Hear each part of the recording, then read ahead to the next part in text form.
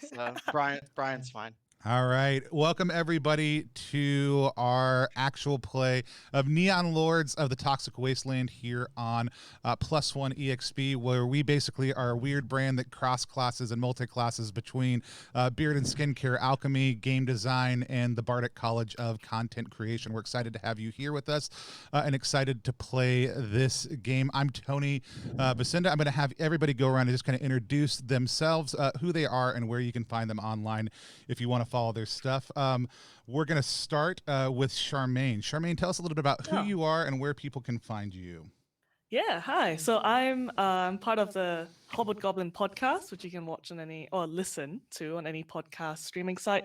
It's an actual play of the Savage Tide Adventure Path, first edition of Pathfinders and the world of Galarian. You can find me on Twitter at CharzyMania. Now, Charmaine, I didn't prepare people for these questions, so I'll come back to you if you want. But what is one skill that you would bring to a post-apocalyptic wasteland from your life today that you think would be incredibly helpful in surviving? Oh, gosh. Let me come back to you in just 1 second. I'll ask John and Natalie, then we'll hop back over to you in just one second. John, tell people a little bit about who you are. I'm John DeCampos. I'm the owner, co-creator, and illustrator behind the indie publishing company Terrible Games. We just did our first game recently, more to come. I'm also an illustrator under the name Ghost Bat. That's ghost_bat_ on Instagram. When I used to be a musician, but I mostly do illustration and game design stuff. And I'm also part of a improv D&D comedy troupe called Whose Rolls It Anyway that used to do regular performances. Awesome. If you guys have not checked out John's work, I am a huge fan of it, and he was the first person I asked to play with us today. John, what is one skill you would bring to traveling across a post-apocalyptic wasteland? I can drive a stick. Boom. Excellent. All right, Natalie, go into us a little bit about who you are. Yeah, sure. So professionally, I'm going as Natalie Hope Johnson. I'm a Dallas-based performer on stage and on film, and I'm a voice actor as well. I'm a part-time cast member of the Poddities podcast community down here. I'm a cast member on the Dice Bags D&D live play show that we have. I currently am playing a blue half-genie monk. And also, if you care about K-pop, you can follow me on TikTok. And I have opinions. And I talk about them. Awesome. What is one skill you would bring to traveling across a post-apocalyptic wasteland? So my nails are very long, so you wouldn't guess this, but I actually do know how to fix most electric items and vehicles. So very cool. Awesome. Yeah. So, all right, Charmaine, let's swing back over to you. What's your post-apocalyptic wasteland skill? Well, my real life job is actually being a teacher, so I'll bring my teacher voice, which is very strong. There we go. Awesome. Nice. And our game designer and GM for this session, Brian. Brian, tell us a little bit about who you are. Tell us a little bit about the game, and then what skill you would bring to the post-apocalyptic wasteland. Hey, what's going on? I'm Brian Cheddar. I made Neon Lords of the Toxic Wasteland. It's pretty much medieval meets sci-fi, wrapped in a neon package with some slime thrown on for good measure. A little bit of 80s cartoon Saturday morning vibe. We're currently on Kickstarter right now with a week left. So if you want to get the core book, you can go hop over there and snag it. And the skill I would bring, well, I mean, it depends on the scenario of the apocalypse. If it's zombies, like all the movies I've watched over the years, like it's a done deal. But like if it's this one, I don't know. I guess it would be the same thing, like all the 80s, 90s references. Like I would fit right in. I could just blend in with the crowd. Awesome.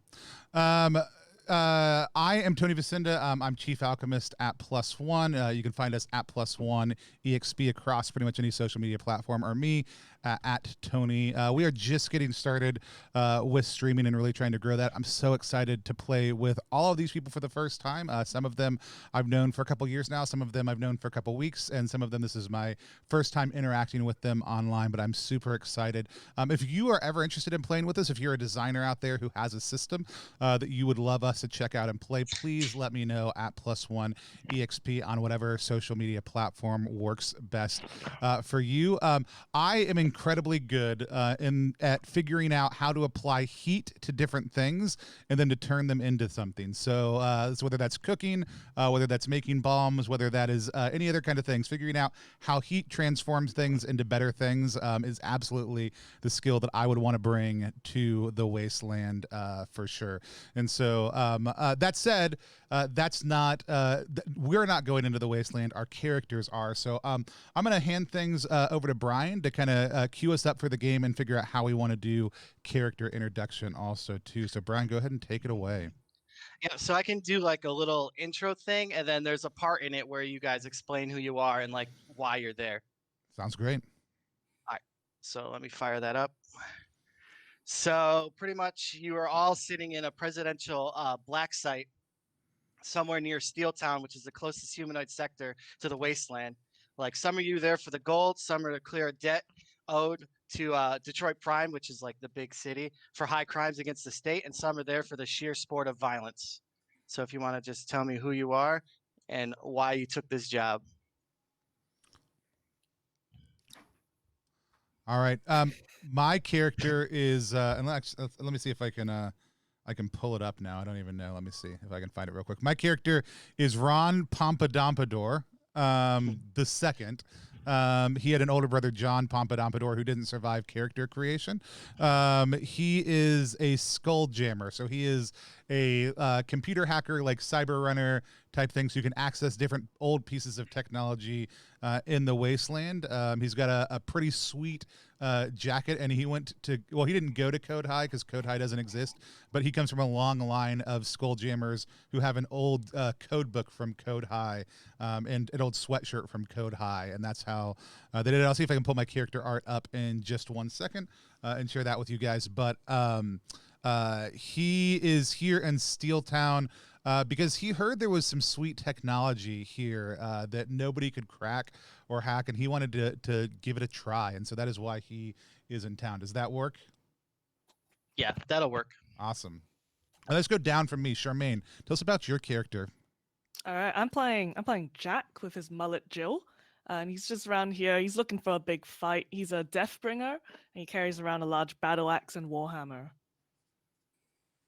Let's work across to John. I am Amakloff, the War Wizard. Basically, when I pledged during the Black Mass to my unnamed demon lord, I promised him that I would try to build a staff imbued with pure suffering out of human bones. And my staff's pretty good so far, but I'm trying to get it to be bigger and better. Awesome. That takes us to Natalie. Okay, I am playing Harpy. She is a Hellcat Eradication and Termination Heavy Enhanced Ranger, aka a Heather. A specialty engineered humanoid who's really good at running and gunning. I broke out of my little experimentation chamber, and now I'm here to see what's up and see what I can make for myself and of myself. Hell yeah. Perfect. All right, so as you're sitting around kind of like a conference room area, this guy shows up. He's got like a tape deck with him, and so he presses play on the tape deck, and there's an incoming transmission, and the guy on the other line asks if they can. Hello, can you hear me? And then the guy holding the box is like, "Go ahead, Mr. President. They can hear you." And then on it is, once again, the fate of the sectors falls in the hands of a ragtag group of nobodies, standing in isolation between humanity and the savage muties who are trying to destroy all existence and usher in a new era of nuclear chaos, is the last outpost. This secluded base that held back the mutated freaks for centuries has now fallen into their slimy fingers. It's up to you to take back the base, rescue any survivors, and eliminate all hostile threats. The fate of Detroit Prime, nay, Neoterra XX, falls squarely on your shoulders. May Lord Randy be rad to you and keep you chill. Then as that happens, the SATCOM data tape screeches with electrical static as the communication hack is disconnected. And then the other guy's like, all right, you heard the president's scum. Suit up and save the world. So this guy, he's actually one of the president's bodyguards. They call him Slade. He's got all the fancy high-tech armor you'd expect from dude to protect the president would wear. And he's an intimidating specimen of the best humanoid meat money can buy. and all the way down to his like sidearm. He's like the best of the best. So Cool. yeah, that's the mission brief. At this time, you could pick up any additional items you may need off of Slade. He can sell them to you for the bro price of no percentages off. I already have a 6-pack of Glug Glug Zero and a whole lot of bubble tape, enough to even share with the party, along with a couple other essentials. What do we know about this base? Do we know anything about it besides what's there? So- Is it underground, above ground? Okay, so yeah, so initial scout team outfitted with a meat scanner was able to transmit some vital information on the outposts before being like, gruesomely eviscerated by whatever took over the building. So roll me D8. Anybody can to get some intel. I got a 6. 6. So hidden beneath the outpost is a cache of exotic weapons and fantastical items. And the main outpost is above ground. It's kind of set up and designed to watch the wastelands to make sure that the raiding mutant war parties don't come into Detroit Prime and try to like kill actual people. Okay, cool. But since then, they've taken over the final outpost and they're gearing up to head more into humanoid sectors. Hey Slade, you gonna hook us up with some transport? Oh yeah, you gotta transport. The Prez is giving you a lift on his mega chopper. Sweet. Yeah. I think I'm all set to go. What happens if we get hurt? Like, is anybody here good at helping patch people up after a fight? I have bandage rolls, but that's about it. Got some vitality sticks. Yeah. Right. Sweet. So kind of part and parcel with a lot of like OSR systems or BX inspired systems, which this is where a lot of this system takes its inspiration from, right, Brian? Is Yes. hiring like meat shields and lackeys. I do have more money. Is this the kind of game where the expectation is before we go in, we should have some droves of people to drive before us so that they can soak up some of the damage? Yeah, I would definitely see if you can get a meat bag off the street real quick. Yeah, I would love to hire a meat bag and then maybe like if we get 2 meat bags, one that can hold a light and one that can poke things with a stick. Yeah, 2 meat bags, 1 plain, 1 pepperoni, right? Right. Yep. How much do the meat bags cost? Because I've got a bit of leftover gold as well. Yes, I'm here. They are a daily cost of 2 silver and then a monthly cost of 2 gold, so they're cheap. Life is cheap in the wasteland. I didn't get around to doing any shopping. I was too busy trying to tighten the holds on my bone staff. Can I get anything that will increase my HP? I mean, yeah, Vitality sticks. not be a war wizard. yeah, right. Or not HP, just something that'll help me heal. So if there's Vit sticks. Vit sticks. We're For probably all sure. gonna get addicted to it in like 2 rounds. Yeah, that's Yeah. the goal, right? I'll see if I can show you guys Delicious. what John was working on. Well, you guys have already seen this, but let me pull it into the stream here so they can check it out. What John many- was working on when he. Yeah, I want to get however many I can carry of that. Yeah, so Vit stick is 5 gold piece a piece. A pop. Are they all? Is every like singular object 1 slot? Yeah, see that's the other thing. Yeah, Or they is it are. like a point I would say, yeah, when it comes to like small items like vitality sticks, I would say they wouldn't even take up a slot. Like vitality sticks times 5 would take up 1 slot, or times 3 would take up 1 slot, rather than each Alright. stick a slot. I'll have to Okay. clarify that, but yeah. Yeah, Yeah. I'll buy 3 of Write that those. down. I I'll buy might get a 3 few of those. more. Might get a few more Yeah. sticks actually. Yeah. Yeah, I so mean, just those happen to those not of y'all have a watching on the healer. stream, this is what John was working on instead of shopping. This is his character that is absolutely rad. So if you haven't gone to check out him over on Instagram yet or followed any of his work, this is the kind of stuff he just whips up because he's amazing, deeply talented, and so. Well, geez, Tony, I saw your character illustration. I was like, I'm an illustrator. I got to bring something. 100% my rationale behind paying my son $5 to draw something, which I will pop up on the stream also because he did an excellent job, was because I knew it would goad you into drawing something. Here's Ron Pompadour with his pompadour haircut as well as his pompadour giant messy beard. That is also where his cyber interface is housed. My son at Olin Doodles on Instagram knocked this out this morning for me and did just a phenomenal job. So there's a couple of the characters we have going through there. That's the family rate, $5. I don't know what charges strangers, but also probably $5. So that's a couple of people we're rolling in with. So yeah, getting a couple meat bags. There's goons. What are some of the other types of people that we can hire? So meat shields. They're called. Yeah, I like meat bag though. So the meat shields you can get a lackey, which is he's a bit more beefier than the meat shields. They will fight, but they randomly will bring a weapon with them. It's not guaranteed that they'll either have like a hammer or they could just show up with a dagger. Okay.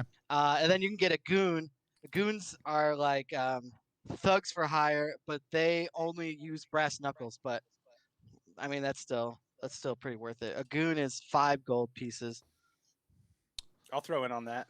Yeah, I think getting two meat shields and a goon is probably what we need. Just a couple guys we can or gals or non-binary pals who can make it through the days. Helps make it through the days. There's some other cool options in there like Potion Master and stuff if you're doing campaign or longer play that I think are super cool. But this is kind of a hallmark of a lot of the older systems with high lethality is your character doesn't have to be the one to walk through the door that you missed your trap roll on. You can send a meat shield through that door instead to see what happens. So it's something that to keep in mind if you're looking at this system also too. Yeah, and then in the main book, the skilled bros, there's like a lot more than what is in the playtest. Yeah. So we can pick up those 3 nondescript Meat Shield 1, Meat Shield 2, or Deuce as we can call him, and then Goon. I think that's great. What was the? All right, so Meat Shield just 1 and 2. Yeah, but we do call Meat Shield 2 Deuce. Oh, Meat Shield Deuce. All right. I mean, it's better not to. Left if you want another one. Do what? I have 2 gold left. If you want to throw another one in there, just this is what I'm down to. I feel like 37. I spent everything else. Oh my gosh, I rode high on my gold, but low on same. everything else. I rode very high on my gold. I have a lot of gold left, but we probably don't need 40 meat bags. Yeah, if anybody was short on gold and didn't get something cool they wanted. The step up is like you can get a whole lot of really cheap stuff that you can do creative things with, and then you can buy a whole lot of expensive things that do really cool things. And I had enough money to buy a whole lot of inexpensive stuff and then still have some left, but not enough to buy any of the really cool stuff. Yeah, so, just under to upgrade my armor, but yeah.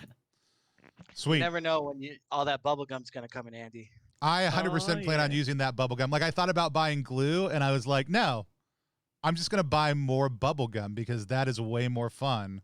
To figure out how to use. And then I have a lantern. Does anybody else have light source stuff with them?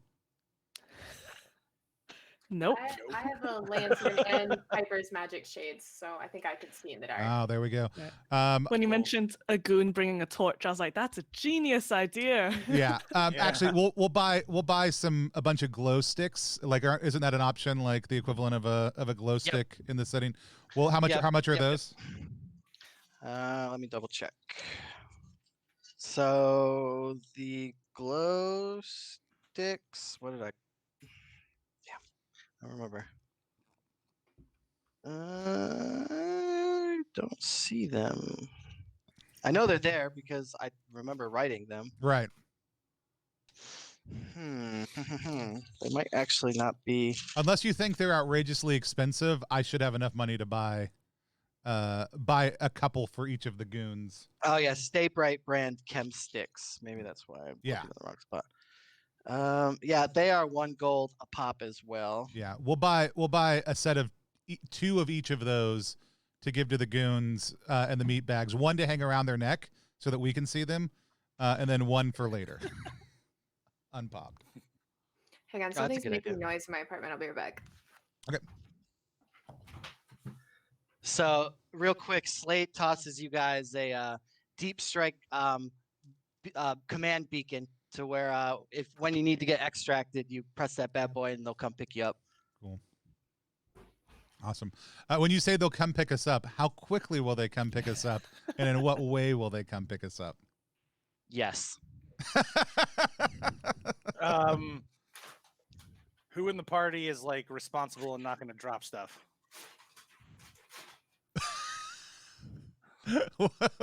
What do you have? Well, one of it. I'll take the beacon. I'll hold on to the beacon. I'm going to pop it in my fanny pack. Oh, okay. I get what you mean. Yeah.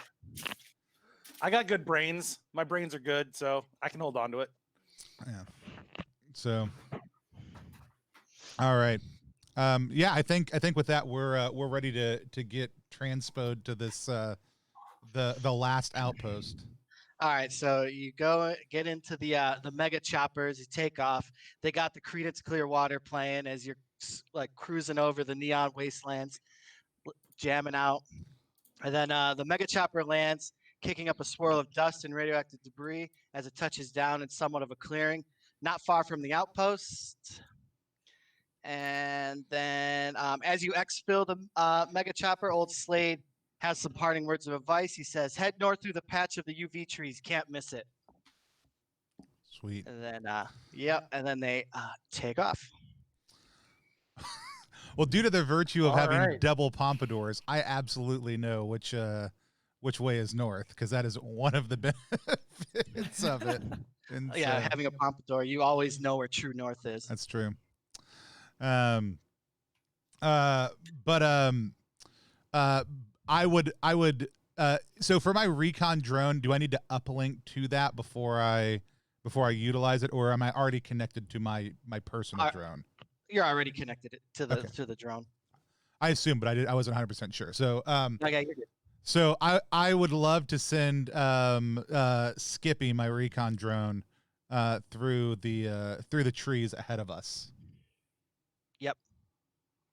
So yeah, so he goes through the UV forest, and you guessed it right. The trees glow a very subtle green, and then so he goes up to the edge, and you can see right at the edge is of the UV forest is the outpost. You could see some kind of damage from a full-on frontal assault. And there's some fires burning, and then you see two mutants out there smoking and joking. Are they just like hanging out outside the base? Like, Yeah, so like if the front of the door, they're just kind of like leaned up in it, like smoking death sticks, just chit chatting about whatever mutants How talk. can we tell they're mutants? What's their deal? What do they look like? So they're like toxic Avenger looking guys.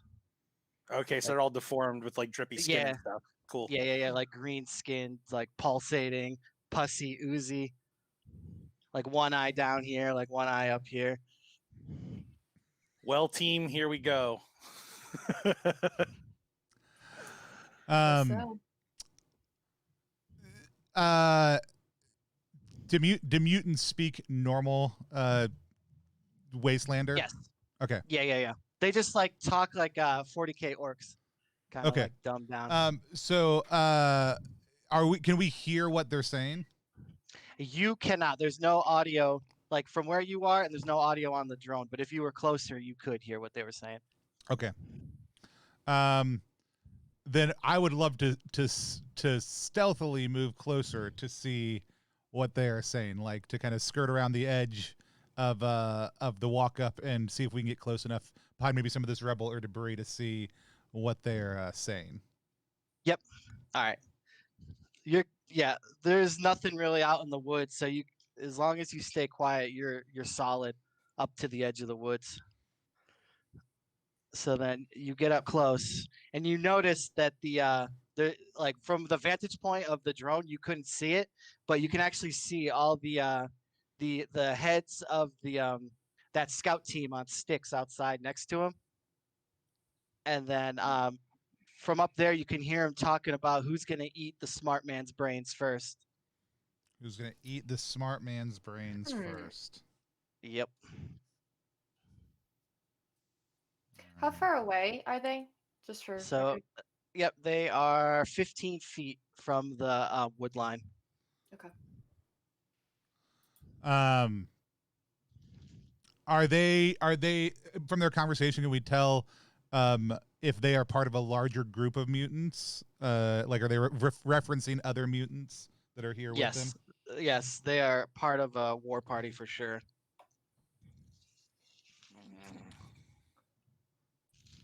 All right. Well, I'll just come clean with you, gang. I don't really want to get into it with the fisticuffs with any mutants. So unless we can stealth kill these guys, let me know when you want to launch the attack. I don't think we're going to be able to diplomatically handle this one. Hey, 15 feet's absolutely nothing. I've got in 2 seconds. I'll take one straight down. I mean, I can like definitely make that shot. It's not even a problem. Like, no big deal. Like no big deal, as if. I'm glad you get the idea of the Heather. Oh my god! I was Thank you. so. I I know saw, it was I gonna- saw it, and that's my favorite movie. I was like, I have to. Awesome. Yeah, that was such a good pull. Musical. Like The Heathers is absolutely one of my favorite like 80s flicks, and that was such a phenomenal immediate pull in. That sounds great to me. If y'all think y'all can handle that, do y'all need a distraction, or do you guys think you got this? I mean, if we're hidden, I can at least get a surprise round in. Take a shot because I have a rifle. Yeah, you just pop a shot from the tree line. Yeah, sure. Let's do that. I'm gonna move Skippy safely to the distance so he doesn't get caught in the crossfire. Probably a good idea. Oh, what is that? Your meat? Who's Skippy? The drone? Skippy is my drone. I don't care about the meat Okay. shields. I do care about Skippy. Yeah, the drone. The drone costs more than the meat shields. That's right. Well, So and you just humans need humans to- sometimes repair over a period of time. Drones Yeah. don't automatically, and so Exactly. So do you just need me to roll damage because I'm taking a shot from the tree line? I'm still gonna see if you can hit it. Okay. So you just still have to roll to hit one of them. So you're gonna hit the left or the right side of the door. Let's go with the right So- side. Okay. Why was there information I needed about that? No, it's just that. So like, if you're looking like, so if you're heading north, the door will be. I guess it doesn't matter. It really doesn't matter because the door is to the north anyway. So Okay. I was kind of thinking something different. Cool. good. I take my blaster rifle off my back and I line up a shot. Yep. With a 15. Yep, that's a hit. Okay. 3. 9 damage. Oh wait, no. I got a 4. Do I have the double damage roll for that one? Or no, is that not No. for missiles? Okay. So No, then you hit for sure. yeah. So 3 and then 4, 7 plus 2 is 9. Yep. You take him down with one shot. He drops to the ground, and then the other mutant raider is surprised. He doesn't know what's going on. So if you wanted to haul ass over there and take a swipe at him, you can for free. Sure, let's do that. So I'm gonna run up on him with my BFK and 13. 13 is a miss on that one. Dang it. Okay. But the Jack and Jill can take a free action too if he Yeah. wants to run up and I dash up Smack. and hit him with the battle axe. yeah. Yep, I run up. Oh dear, a 10. 10, yeah, that's a miss. So you two, both of you are just standing there as he kind of gathers himself, and then we'll roll for initiative. So one person in the party rolls a d6. I roll a d6. Whoever gets higher, they go first. I'll roll a d6. I got a 6. You got it. So Oh, I also- and then there's These are these.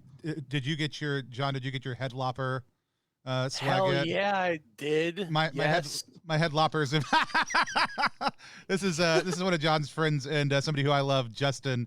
Just did this awesome head lopper dice set, but I do get a lot of the sixes are these lopped off heads that kind of wrap around the edges, and I see a lot of heads when I roll these, so it's nice. Nice. Same. Hey. So how combat works is so we roll for initiative, and then the high side goes first, but then there's phases. So the movement phase, like you guys will move first, then the baddies will move, and then it's the missile attack phase, which really shouldn't be any.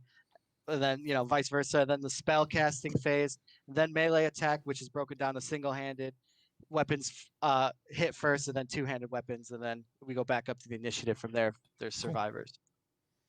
Cool. So it's pretty simple. So then you guys got the initiative, and then you got 2 in the wood line, and then 2 right at the door. So however you want to proceed from there.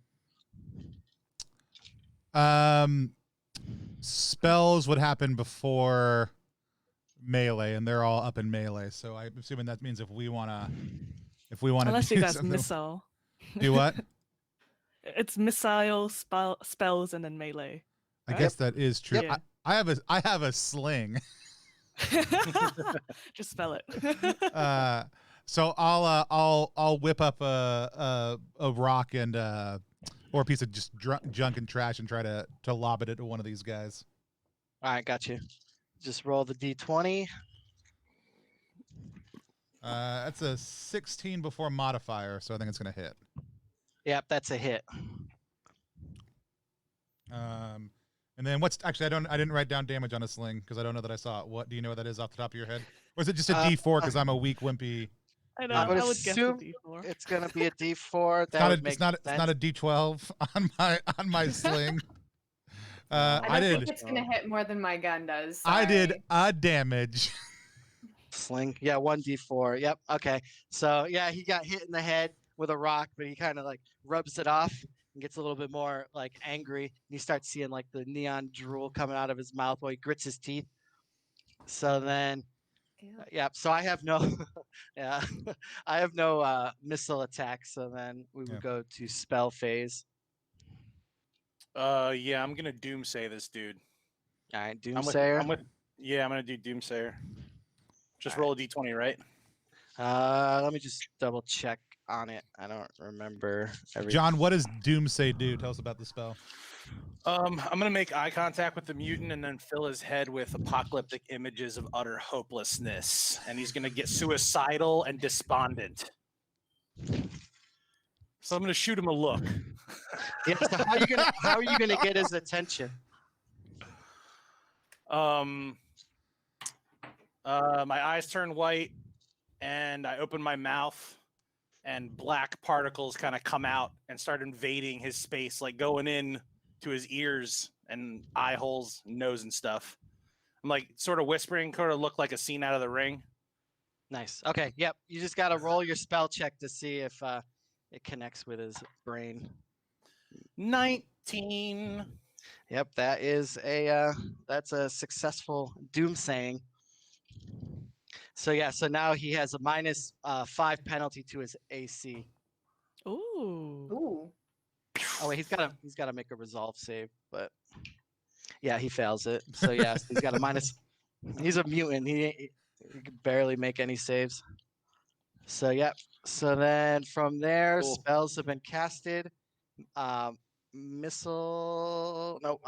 attacks. So it's you guys first. And I'm up in it, right? Yep, you both are right next to him. Okay. Does it matter what order we go, or can? Nope, it's all on the party. However you guys want to do what Huh. you do. Okay. Well, Yeah. I'm here. So, and I got a knife. I'll do a knife thing. It's a big knife. It's a big freaking knife. It's a big freaking knife since we're censoring, I mean, even in the it's a huge freaking knife in the book.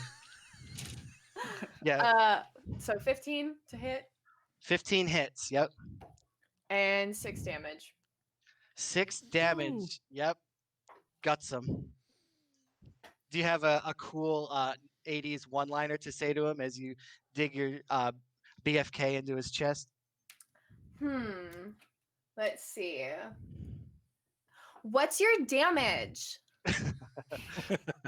Literally 1d6. Mm-hmm. Well, it's a max 1d4 plus 2. That is true. That is There true. we go.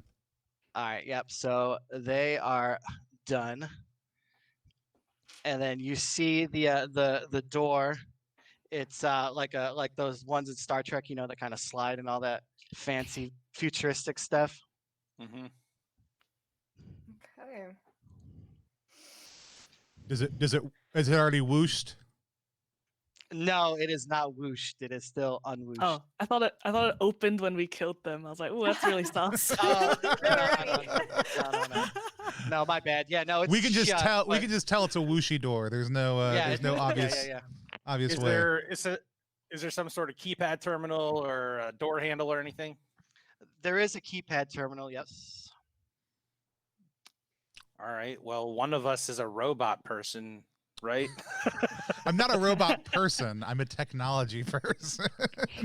Yeah. Whatever, laser brain, open Um, this. I'm gonna pull my little set of wires down out of my long messy beard and plug it into the data pad to uplink and see if we can open this this beast. Yep. Just give me a hack check. All right. You should have it down there. I think. Let me look at your sheet. Is that a D20? Yes. Yes. All right. So is there a modifier on that? Is that plus brains or is that just straight up? Yeah. Let's add your brains modifier to it. You're a smart fella. That is going to be a 22 then. 22. Yeah. Overachiever. Ooh. Yeah. The door swooshes open, and you can see that it's dimly lit in there, and the rancid smell just pours right out. Meat bags, front of the line. And yeah, the fresh smell of gore is very overwhelming. Mm. I'm into it.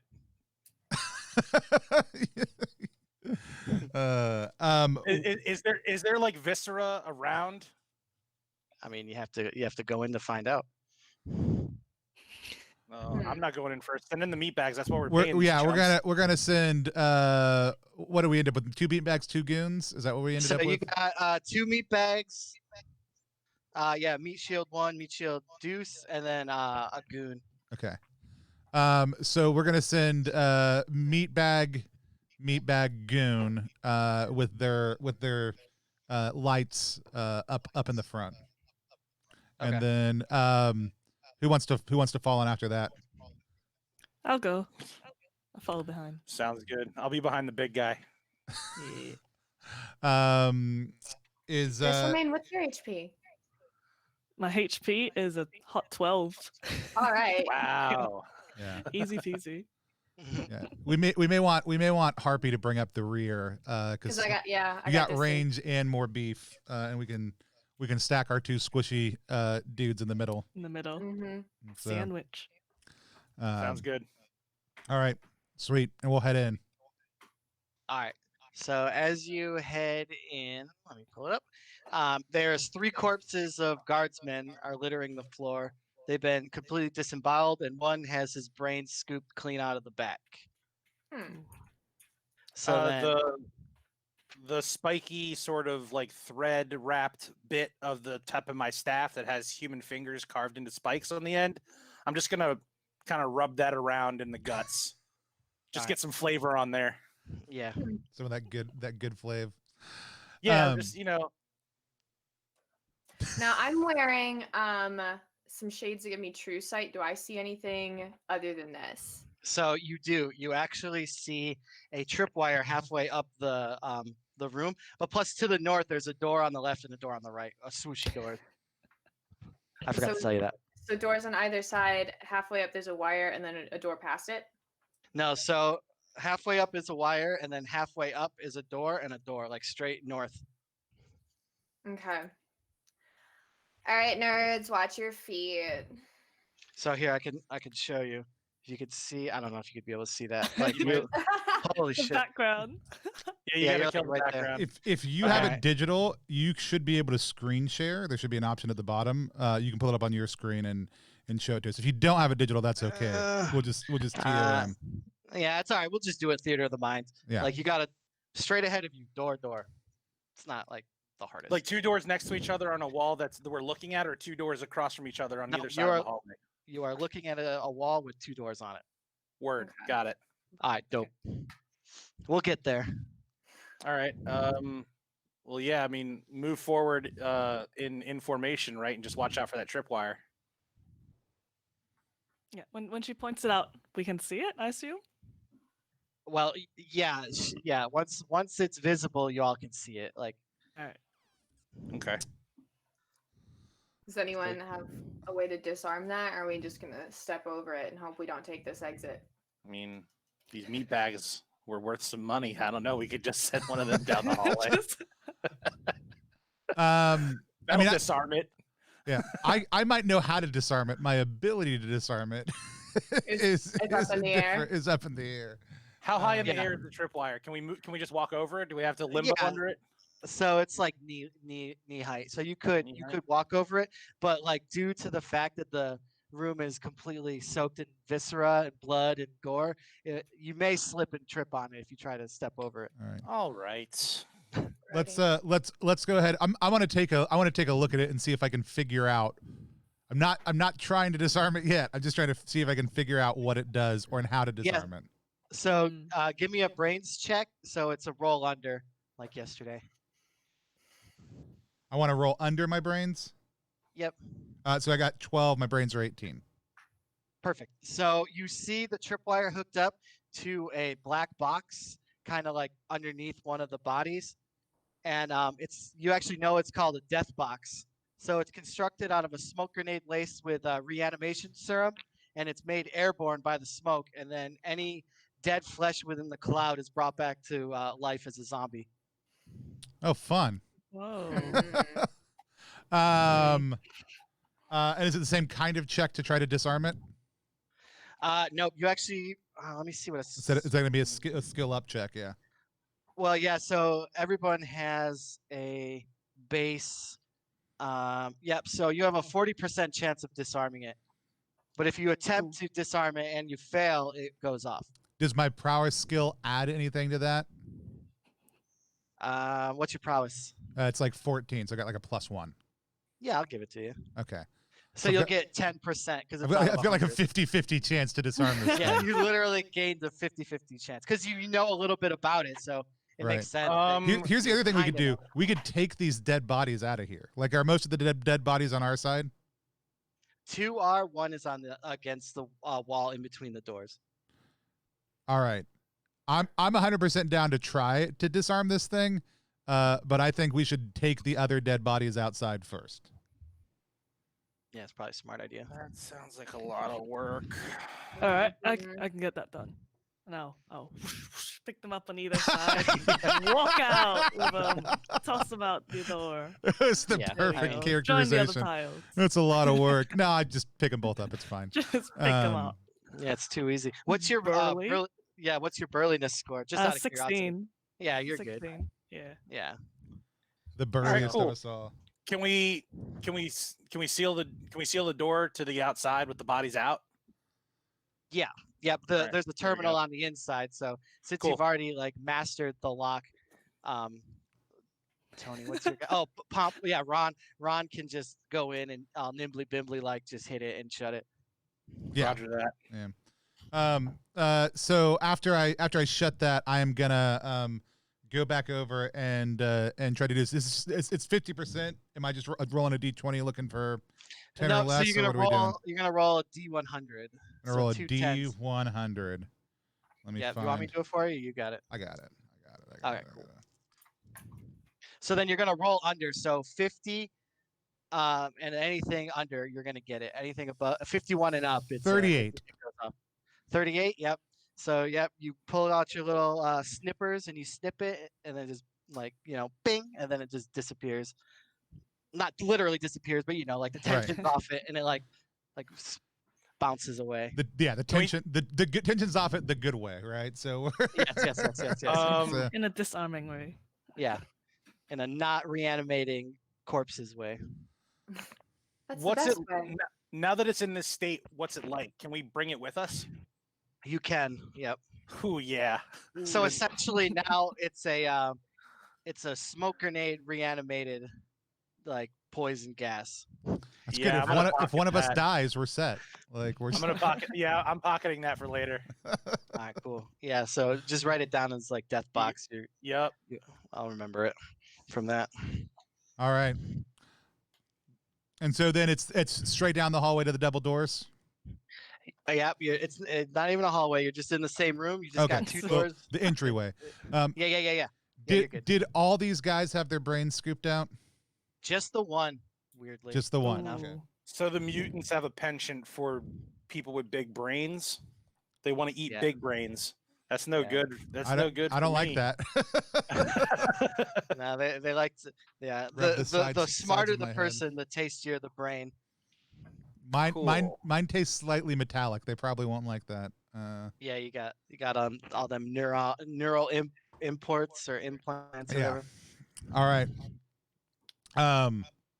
So after all that fun, I'll go up and check this other door. What Alright, is so yeah. it? Is it locked? Is it keypadded? So What do we got? you got the door to the right and then the door to the left. So which one do you want to check? I'll check. I mean, I'll check right and then left as far as I'm just looking to see how they are opened. If they're electronically keyed or if they're Yep. So they are actually the swooshy type. So if you get close enough, they'll just open. Well, I stay to the side. I stay out of the infrared beam while I check that out. Yep, got you. Which way do y'all want to go? Well, right as might. There you go. Sounds good. We'll get everybody against the right side of the Right side, right hallway, door. so we don't Yep. accidentally double queue the doors. And Got you. Get back in formation. Got you. Yeah, goons first. Or meat bags. Meat bags first. Yeah. Meat bags first. All right. So you good to go? Yep. Mm-hmm. Mm-hmm. All right. So the door swooshes open. It's pitch black except for a blue light coming off the screen of a data tape drive affixed to the northern wall, and the room stinks like rotten pizza and gym socks. Is it dark for me? Nope, my you could space? see everything actually, and you could see the wall to the west. So it would be your left-hand wall Mhm. is glass that looks into the room on the left side. Guys, this looks like a security booth. Like, Yes. it doesn't go all the way through. Cool. Let's search it. Yeah. It smells grody. You first. You So can see- Harpy, give me a brains check real quick. Oh, that's not gonna be good. We believe in you. I've got a 9 in brains. Oh, 11? No, you gotta roll under. Oh. But it's okay. So kind of like because you got the Roddy Piper magic glasses on, you could Mhm. see movement behind the machinery in that room to your left. You could see like something's in there for sure. Okay. Guys, there's something in the other room. I almost threw my dice. Sorry. Okay. I'm gonna go over and check out the tape deck while everybody else looks around. Yep. So give me a hack check on that drive. 15. Okay. Yep. What is your what let me I don't have it up. What's your hack check? Like what do you got to beat? That's a great question. Let me pull up my. What I think you got it. I can pull it up real quick. So like all the checks and stuff. Yeah, I've are got on grit, the, agility, resolve, death as far as saves go. yeah, and then like right next to it, you got your attack and your hack check. Your hack check, you got to beat a 14 Okay, all the time. all the time. Yep. I don't know that I was looking for that. I don't know that I actually found it, but I'm gonna make a note here in that section of my page. So All right, I got you. Yeah, I'll note that those should be because they're all in the class advancement table. So I'll put it like in the main notes that Yeah. they need to be at, like a hey, they're down there type thing, you know. Yeah. I Yeah. see. So anybody who's watching, this is a system that is live on Kickstarter right now, but we're playing with some of the stuff that Brian's been working on over the last little bit. So the Skulljammer that I'm playing and the Heather that Natalie is playing are just finishing up, like getting all the different little bits and bobs dropped in. So Yep, all the nuts, yeah. the nuts and bolts So steamed out, if you will. awesome. All right, yeah. So you got a 15, right? Yep. Okay, so you log in and you notice that the data tape drive, the tape inside has top secret lab information, and you realize that the outpost is hiding a lab that's experimenting with splicing mutant DNA into humanoids. Sweet. Is that something that universally would be considered bad, or is just kind of a gray thing that people are going to have very different feelings about? Well, it's good for mutants and people of the Wasteland, but bad for you folks who are like, working for the president of the humans. Okay. Hey guys, so it looks like whatever they were doing here, they were trying to mix mutant and human DNA together. So, Gross. Brody. who even knows what we're gonna run into as we're moving forward? Just FYI. Probably a bunch of things are going to need killing. Oh, I like the sound of that. Is this a tape deck with a tape in it? Yes. Okay, I'm gonna pop the tape out and take it with me then. Doesn't Very, say top very secret good. information. Yeah. Top secret. Do not tape over. do not make copy. Do not tape over. Yeah, So- or like summer love mix jam 99. Somebody's bad breakup mixtape. That's what it is. Yeah, And so they were totally. like, "I'm just gonna record top secret information over this. I'll show you, Sharon." Yeah, totally. All right. Well, I'm doing that. What's everybody else up to? Yeah, I'm just looking around to see if there's anything worth grabbing before we head out. Possibly like some sort of weapon or firearm. So roll me a D66. So it's 2 D6s. One is your 10, and then one is your 5. 2 D6s. Yep. Double 6. 66. You gotta love these head loppers. You know what I'm saying? So Yeah, dude. that's a winner. So roll it 3 more times. Both dice. Yeah, you're gonna do that. You're gonna do it 3 times, both dice.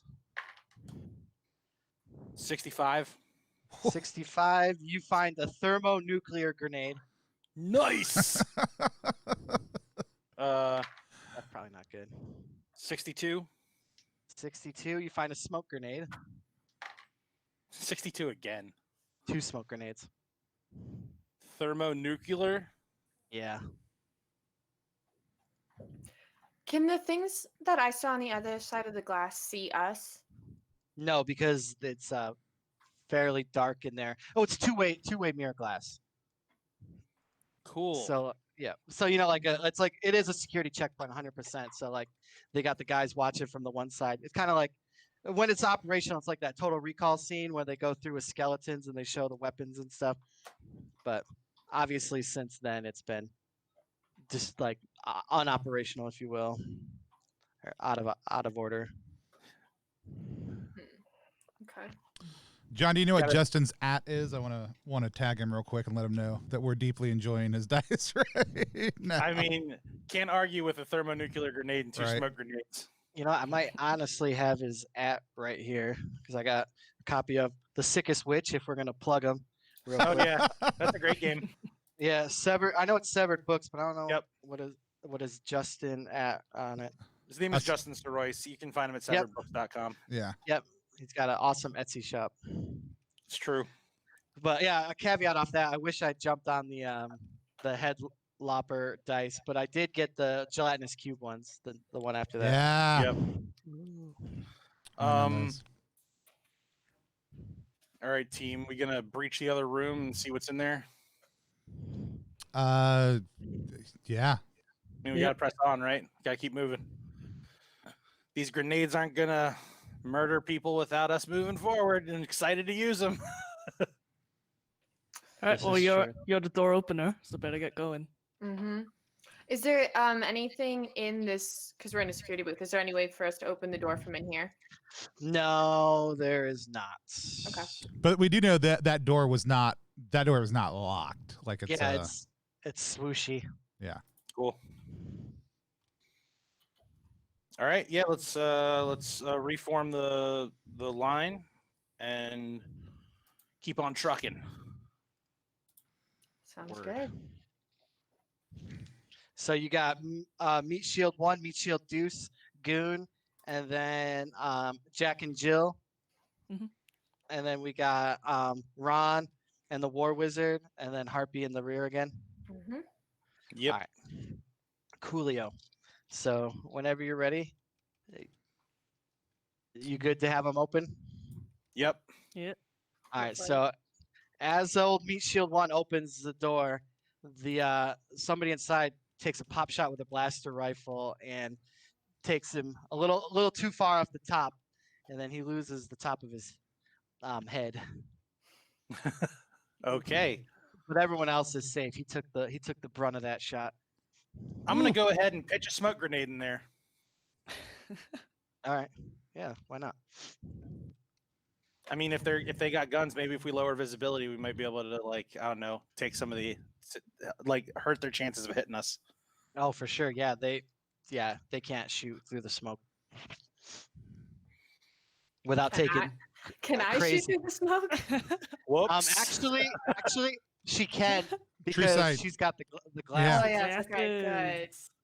which in the real game are like 500 gold pieces. So, but it's I But I mean, can have them, so I did. yeah. Well, I was all for it. It's like, why not show off all the coolest stuff? Cool. Yep. So she could still shoot, even though they cannot. And Cool. Yeah.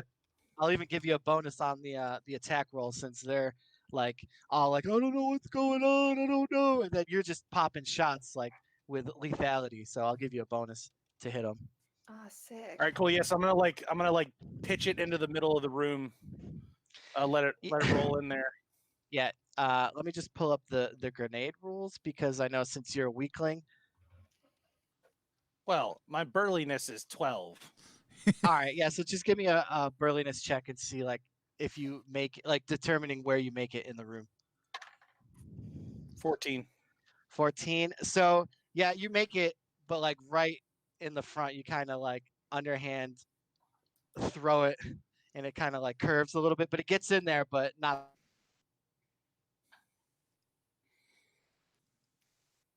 Oh, Brian, Oh Oh, no. no. your grenade Curved killed it too far. your grenade killed him, and so Oh, no.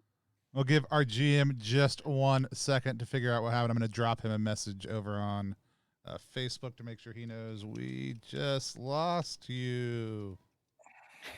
And see how that works. I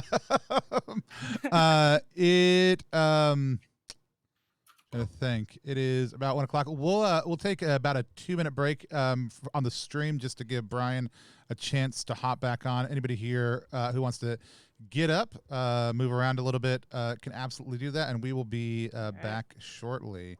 I'm gonna mute us on the stream and then pop up a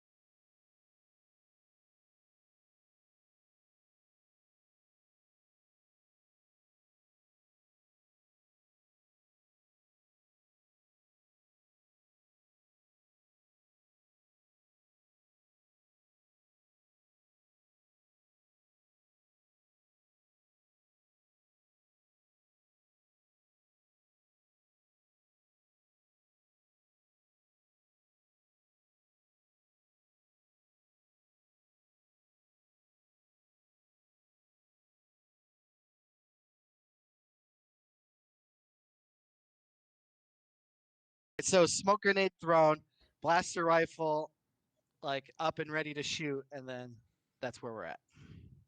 Yep.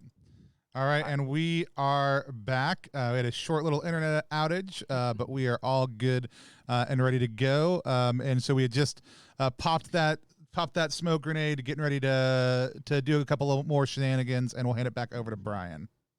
All right. Yep. So smoke grenades up, and then Harpy, you can take your shot. You see two guys in there, and they're both very confused right now. Both of them have blasters of their own, blaster rifles as well. Okay.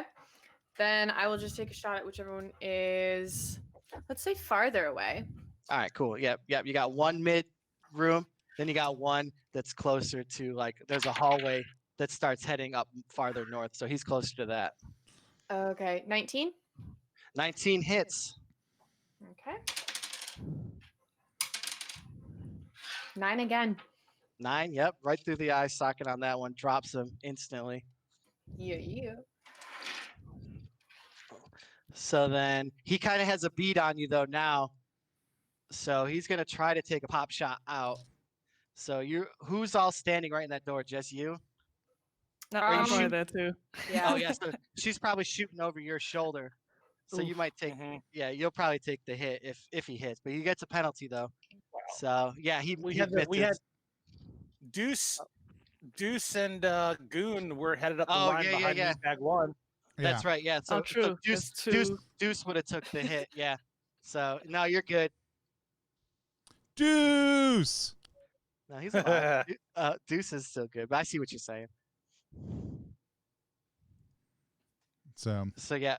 So you can take another shot before he gets closer. Then you have to engage in actual combat real fast, or you can just bum rush him if you really wanted. At me? Well, yeah, all of you. Oh, I'll bum rush because there's only one left, right?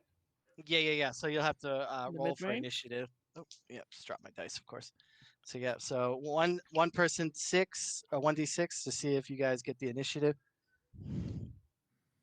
I'll roll it. get it. 3. 3, he's got you on this one. So we'll do movement first. He's gonna come right out and get into Deuce's Oh. face. So then, however you guys want to maneuver, but like he's right in the doorway. So separating the rooms, he's right in that doorway, and then Deuce is right in front of him, and then you guys are still in that that column. So if this is a weird curiosity, if Deuce went, You can. what? Go ahead. Oh, I thought you were gonna swoosh him. I am. That's what I was going to ask. So like I was Yeah, trying to figure sure. out Yeah, placement absolutely. because so one of my abilities is uplink, which essentially lets me just like control technology around me, right? Yep. And so 100%. and I can basically my body becomes an antenna. I don't even have to be like jacked in. And so that I want to try to swoosh this guy before he gets to the Deuce. Yep. So, okay. Oh, I see. So you have to do it during the spell casting phase. That's fine. I guess I'll wait then. Okay. Yeah. All right, you're good. Yeah, because by the time he attacks, he'll already be probably Right. like Yeah, that's true. Still, mutant meat sandwich. Yeah, totally. you guys just look forward to it in a second. Yeah. All right. So then movement's done. Nobody's gonna move, I assume, right? You're just gonna stay where you're at. I'd move a little closer. I'd move Okay. closer. All right, I'm get a gonna little closer. step to the side out of the column a bit so I can beat on him if I need to. So, all right. So then you essentially have the door, like the door's here. Then you got Deuce, and then Jack, and then Harpy on each side of Deuce, like shoulder to shoulder with him. Yep. I'm a little back because I'm long range, but Gotcha. yeah, I don't want to Okay. be shooting through my team. No, I feel you. All right. Yeah. We got an Perfect. angle. So then we come to the moment of truth, the spell casting phase. Oh boy. I'm sensing Papadopoulos is about to do some techromancy, so I'm gonna hold action. I You think I see- skipped the missile, but I think this is gonna be style over substance Yeah. because like You see I my look at beard sh- start to sizzle and crack with electricity. My pompadour extends an extra inch with the static charge that's rushing through it, and I rolled a 19. So plus brains is gonna be 22 again. Yep. So the door like just swooshes him right apart and then just explodes him onto everybody in that front row, like in a Gallagher concert. Nice. Yeah. Grody. I don't know Cool. what Gallagher said after he smashed a watermelon, but I say that. Yeah. Good. I don't know what he said actually. That would be interesting. But that actually adds an additional 2 to each of your sleaze points. All right. Well, no, just the people in the front row. So like The front row. yeah. Okay. Ron, Oh, you're because good. there's blood all over us. Yeah, Right. so like the blood and the slime just adds to your sleaze factor. Am I included in that? Or am I too Yes. far back? Nope, you're in it. Oh well, Okay. yeah. If she gets the sleaze, then yeah, that's another +2. You're gonna take it? I mean, I'm into it. I'm super sleazy, man. I got you. I love it. He was picking up viscera before there was, before it was Yeah, flying across the That room. is true. That is true. It You're really, running just to catch it. it realistically like doesn't affect you like it does the rest of them. But yeah, you could take that sleaze. Actually, add an additional 1 for picking up all the body parts too. Cool. All right, cool, yo. So, yeah, he is a mutant meat sandwich. Between the door is shut with him in it, and you can hear like the motor still trying to shut, like more. This is just like stuck on his bones. All right. Gross. Well, All right. we'll pick up the glow stick off of meat shield 1 and the uncracked one and split them up between meat shield 2 and goon. All right, the goon. Yep. I'm glad Yep. Deuce made it through though. Yeah, Deuce. Anytime I cast spells, you have to use 1 class ability point, right? 1 chaos point. Yes. Okay. Yep. Cool. Oh, is Yeah, that the so case? then- Is that the case for hack points also too? Should I be spending hack points? Yes. Yeah. Sorry, I completely forgot. No, Yeah. you're good. Drop below a 5, you're in trouble. Yep. Mhm. Yeah. Right. And then just so I clarify, and sorry to sidetrack here on some. No, rule you're stuff. good. No worries. So when I rolled for spells, I can only cast 3 kinds of spells, not 3 spells per day, but 3 kinds of spells per day. No, 3 spells per day. 3 spells until a long rest. So I have used 1 of my 3 spells. Well, so yeah, but on like in the chat, I told you to max it up to 6, so you can Okay. All right. sling that dark magic. Thank So you. you didn't have to hold back. Okay. Yeah. Cool. So 18 is. I've got 2 of them spent. Yeah, and anytime like anybody who's watching, our whole hope here on Plus One is to give new creators a chance to showcase their system. We'll play some established games. We'll play a lot of other indie games, but we love playing with new people. So lots of times it's going to be a learning game for us. We'll be asking questions. We'll be trying to explain things. If you have a question, drop it in the chat. I know we've got a bunch of new followers during this stream, but if you want to know how something works, let us know, and we'll respond when we have breaks or as we're able. But we'll ask questions also too, because we're just learning as we go. So Cool. Yep. There's no the speed of the game so fast that like a break doesn't really yeah, affect anything. so. Wicked. Which I love. Like a lot of OSR systems feel very belabored so far. Like this is like very smooth, even with all the different tracking pieces that you're doing. As Yeah, you're like playing. surprisingly, like yeah, not to like get on like a whole mechanical thing, but yeah, it is weird how the tracking is balanced to the lethality and speed of the game. It Yeah. actually is pretty fun. Cool. All right. Toot my own horn on it. So we'll swoosh the door back open. Yep, door swooshed back. And And, there's a smoky hallway and Yeah. viscera in front of us, right? Yeah, so yeah, the smoke is like kind of bellowing out from the door. I mean, this is a pretty long room, so the room goes the same length as the checkpoint with the mirror, and then to the left there's a hallway that goes up about 30 more feet, and then you see a T intersection of hallway. All right. Do we see anything along the lines of traps or any signs of anything else as we're looking down this? I guess our visibility is kind of low, huh? Yeah, so it's uberly low vis except for Harpy, Right. but she sees nothing of importance. Just down that hallway, halfway down the hallway is a door on the right. This is my first All ever right. attempt to map while playing a game. I'm horrible at it. I just want to let everybody know. Here, do you want me to send you? No, it's do I you know have- it's in the PDF. I think it's actually more Yeah, fun yeah. for us to not 100% know. Like I'm a big fan of theater of the mind. I think maps are helpful when they're helpful. I love the challenge of having to map. So I was just making a comment. Like I'm trying. It's not good. Yeah, generally we use like the maps and stuff. So like this is like my attempt to try theater of the mind without having a No, map and absolutely. minis and stuff. Yeah. Cool. All right, cool. So yep, so that's what you got. You got the hallway, a door halfway up, and then a T intersection. Cool. Do we want to check out that door before we hit the intersection?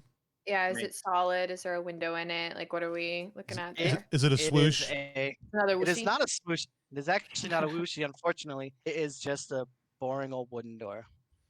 Oh, yes, I can go and kick it down with my as a Deathbringer. I've got like a 40% base plus my burliness. That's like a 60% to kick down, I believe. Before kick you it kick down down? the door, is there any obvious signs of traps on this door?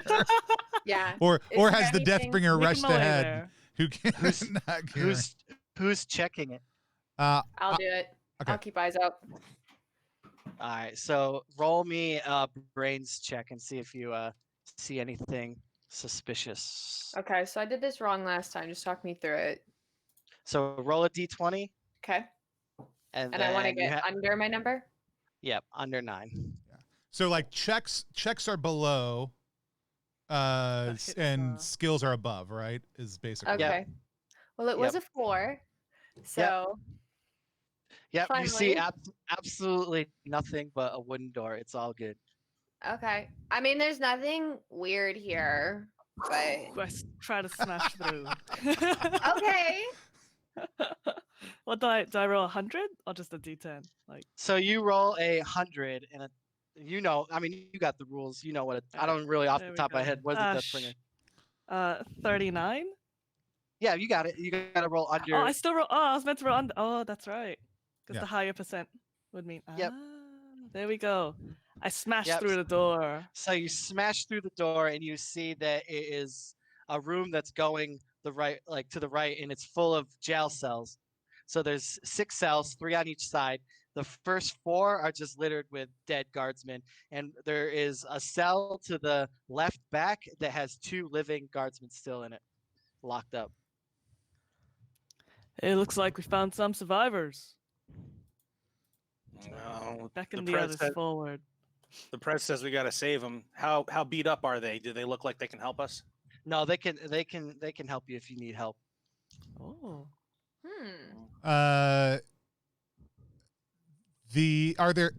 Is there an obvious way to open these doors to these cells? They are whooshy cells with a tape deck on the wall. They're whooshy cells with a tape deck on the wall. Is there a tape in the Yes. tape deck, or does it look like there's a tape that needs to go into this deck to open it up? Yep, there is no tape in it. Okay. And there's Try no your tape. Try your tape. there's Papadorius. hold on. There's no tape in the room. There's not a tape hanging on a nail at the end. No obvious tape in the room. There's no tape in the room per se. Okay. Oh.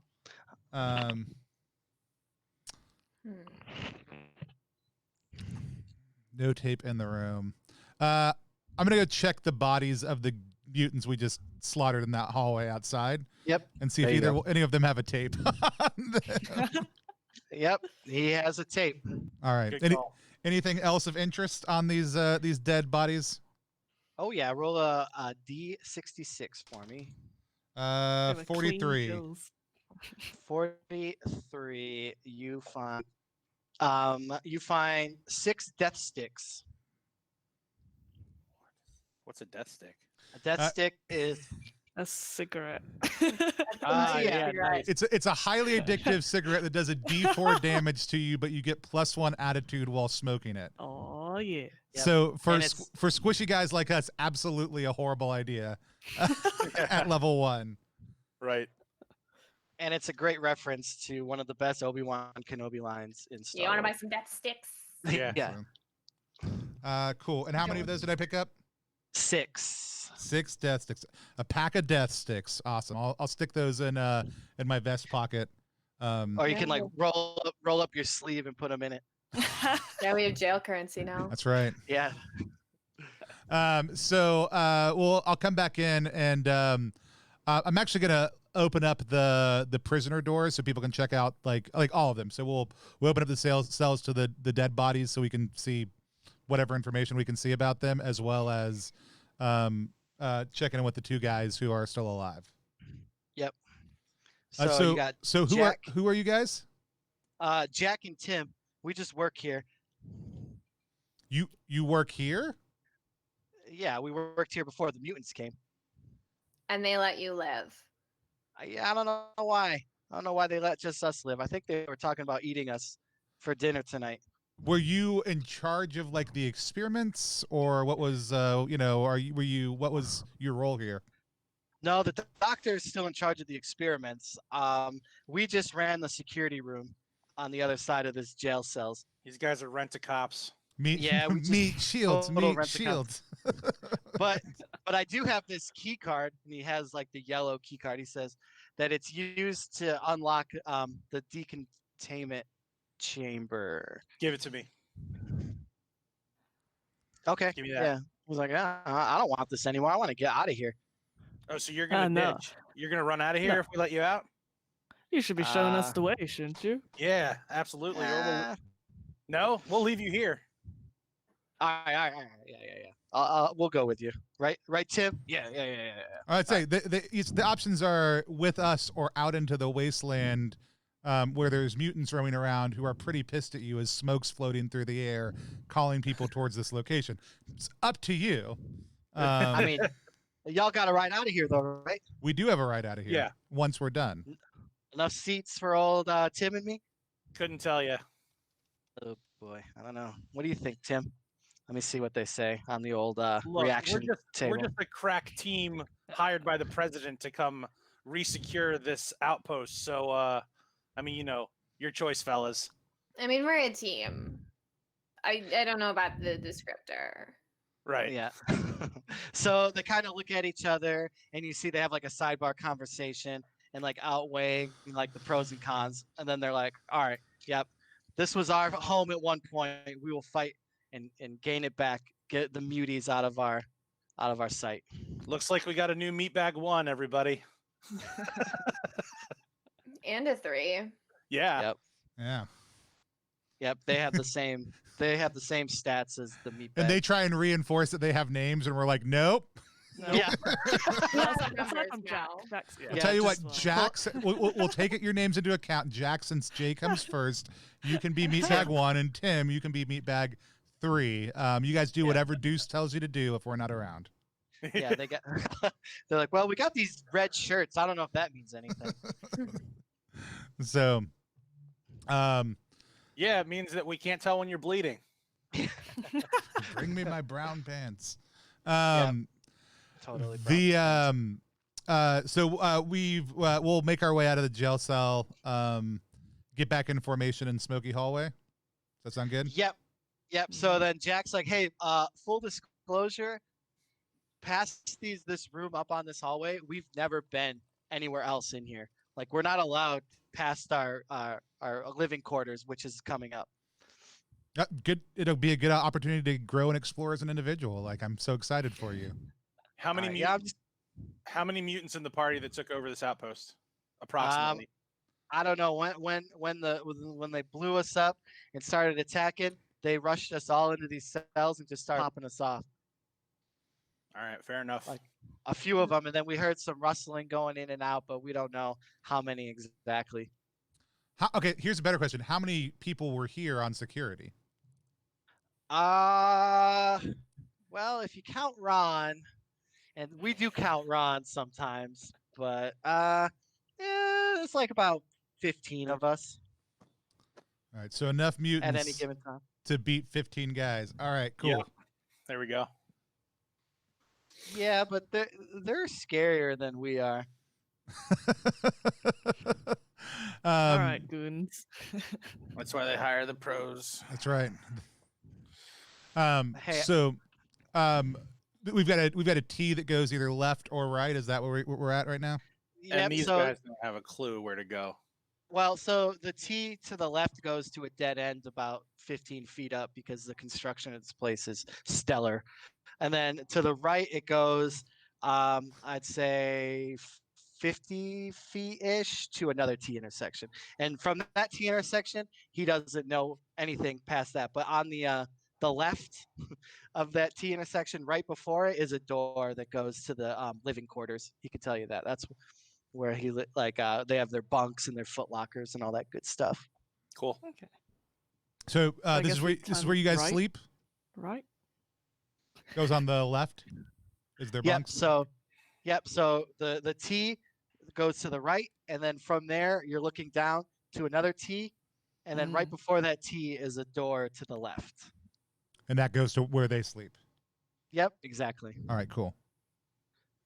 It's like it's right to the left. You can't miss it. So let's you said there used to be 15 guys here, but now there's just the two of you. Let's just see if anybody left anything. Yeah, I mean counting Ron, of course, though. Yeah. Not this Ron. All right. No. My boss, Ron, the real prick, Ron.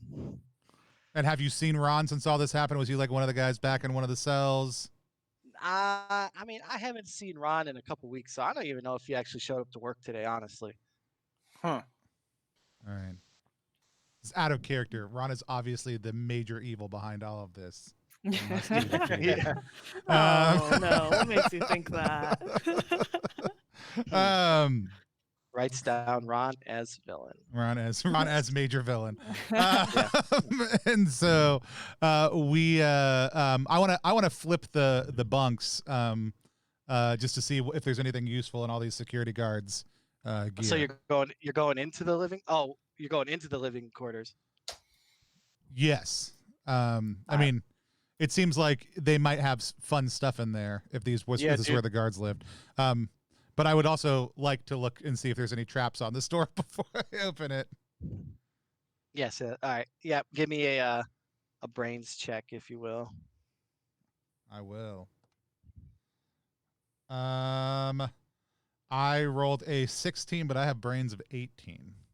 Yep. It is not trapped. It is just the same wooden door as the jail cell room. And I'll like look at Charmaine. What's your character's name again? Jack. Jack. Okay, that's what I thought. I'll look at. There's like a Bizarro version of us already here. I'll look at Jack and just like kind of like, do you want to? Yeah, do you got want? it. I mean, I could just like try to open it, but if you want to, like, you can. I busted open. Oh dear, 76. So I actually don't bust it. Yeah. So you try to shoulder slam it, but then you just hit it and just like. It's actually a pull door, not a push door. Yeah, and I pull the door open. Then I pull the door open afterwards. I mean, you still need sometimes need brains to go with that brawn to That's know right. if it's a push or pull door. Looks like we just lost John. We'll see if he hops back in just a second. But we'll keep on going. So yeah, is the door just open when we try to open it? Yep. So the door opens and it is pitch black in there. All right. All right. We'll send 1 and 3 in to turn on the lights. All right. That's right, because they know the layout. Yep. All right. So Jack and Tim.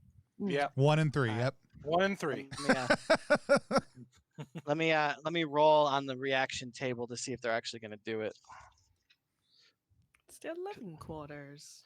Yeah, but they're scared. I So, just go in and turn on the lights. Like, it's fine.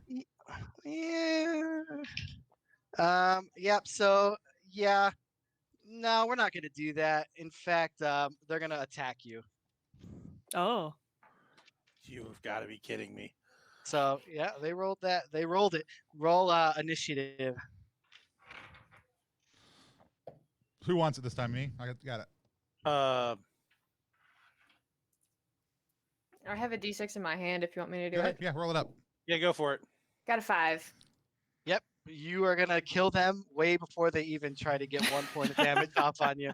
So they're Shaboom. like, "All right, we've had it. We're done. We're done with rods. We're done with you. We're out of here." So then they're gonna like charge at you, but then obviously like you got the initiative on them, so your the movement's first. But I mean, you guys are like 5 feet apart, so like movement really doesn't happen. So then it would go to missile, but since you're in melee range with them, you can't shoot them unless you have a pistol. Which I don't think anybody has a pistol. Yeah. So then If I going choke right him to out the- with my sling, is that a missile attack? No, I'm just kidding. yeah, yeah, totally. So we'll go to spells if you want to cast anything. I'm good, actually. I think that Harpy's probably got this. Yeah, I have a knife. So Yeah, I'm all right. He's got a Nah, big I mean, jump. it's not just a knife. it's a big freaking knife. It is. It's not freaking. It's a friggin' big friggin' knife. Friggin'. Friggin'. Yeah. Sorry, I'm northern. I pronounce it's the fine. consonants. She's It's northern, not northeastern. Like, Yeah, it's a huge freaking knife. So yeah, and then you got Jack and the famous mullet Yeah. Jill that can deal some melee damage to these two chumps. Okay. So Big yeah, bump. so if you want to just lay waste to them real quick, that would be great. Yeah, that was a 15 to yeah. hit. Yeah, you definitely hit them. Ooh, nice. 21. Yep, you And both hit them. Ooh, not a 4 lot of damage damage. though. Yep. 6. Yep, simultaneously just literally looked at each other, looked at them, and then just ended their Oof. lives with not even breaking a sweat. I hate Yeah. it when they do that. Like, I He's- turn around to Goon and Meatbag 2, and I go, let that be a lesson to you. And then they just look at you, just like, yeah, okay. I mean, Yes, they're getting yes. paid, so. Yeah, we're getting paid, yeah. And then Jack, in his last dying breath, like, my only regret is I didn't kill Ron, and then just dies. All we- right. Saran is our guy. He's Think he's that way. he's a guy for sure. So we're is there an obvious light switch right Yeah, inside the doors? Is there one Is it, in like, this just dark there? room? Yes, there is a switch, like right next to the door. Literally, they could have put their hand in, felt for it, and then just flipped it on. What Jerks. I mean, I don't want to say it was a waste because I don't know that it was, but Hey, I mean, the dice sometimes they just right. roll out of your favor. So, yeah. So, did the lights switch on when we flip it up? Nope, they are. The power does not work. Okay, what do I see? So you see, all the furniture has been thrown into the three walls, and the room has been ransacked, except for a silver cylinder in the middle of the room. And then there's a corpse can be found in the room, furniture rubble, and it's just a guardsman that just met the business end of a sword. And then to the east, there's another door.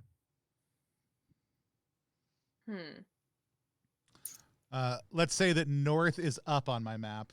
Yep, As north it's- is always up. So east Due to would be right. East would be, yeah, but it's not actually east. That's a typo. So it's west. West would be be left. Gotcha. So, Thanks for the pompadour power. that's right. Oh. It's not just pompadour power; it's the double pompadour. That's the real trick. Do you see anything in there, Harpy? There's a dead guy and a like silver tube thing.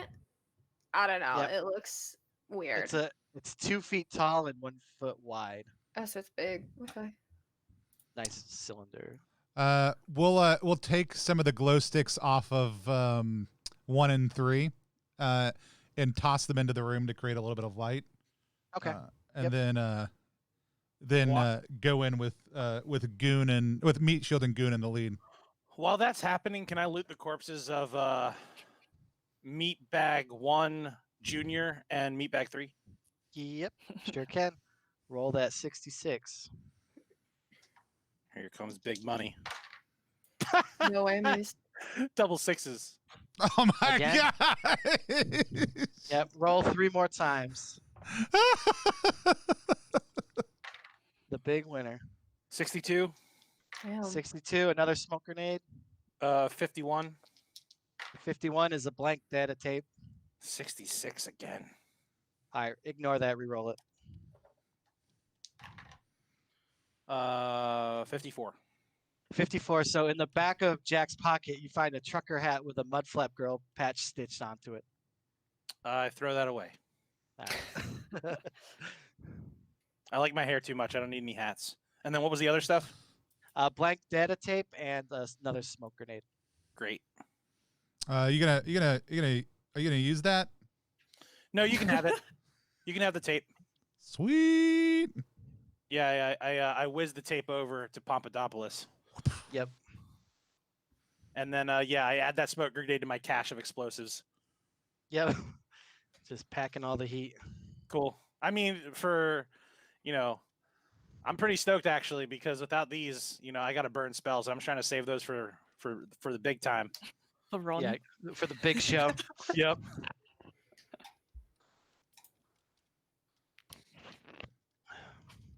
And also, Alright. yeah, I'm also gonna opt to just hang back while these guys search the room. Yep. Got you. As we get closer to this silver container in the middle, is there any obvious way that it opens or evidence of what it is or does? Roll me a brains check and see if you do know. Brains check. I rolled a 6, so yes. Yep. So it's some kind of container, like a transporting cylinder, but like you Ooh. do know how to open it, but you do not know what's inside of it. Does it look like there's any traps on it? No. It's just it's just a transport cylinder. Does it open on the front, side, back? What is it? A top, like a Top. thermos. Okay. I'm going to open it while making sure that no part of my body is above it. And Okay. I'm gonna back away towards the door. So roll me a agility save throw. Ooh. Ooh. We have goons, y'all. I know. I checked for traps though. Yeah, it's not It a doesn't- trap. I know. So agility save. I'm trying to make over or under on this. So over 16. Okay. 16 up. I match. What does that do? You're good. Okay. So you jump out of the way as a blood sludge shoots out of it and then actually attaches itself to who would be the next one? Meat Shield It'd be- Deuce. Yeah, it'd be Deuce at Meat- this point in time. No. Yeah, Meatbag. So Deuce gets a blood sludge like attached to his face and he's just flailing around, like knocking into the wall and stuff. So what is this thing and what does it look like? So it is let me read what it is. If I can find it. I just had it up.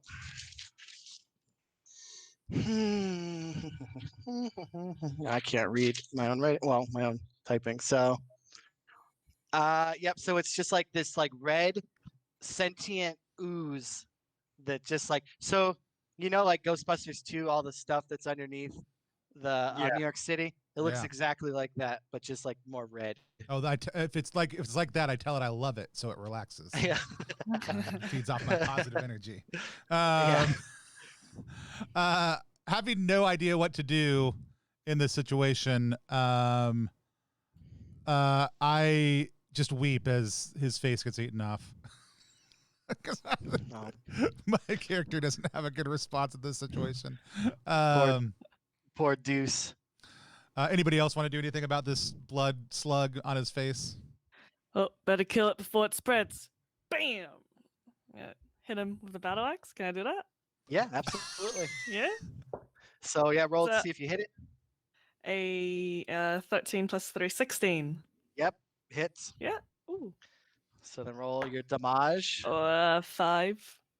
Yep. So you hit the blood sludge. You hear kind of a squeal, but the battle axe doesn't stop at him and just lops Deuce's head clean off.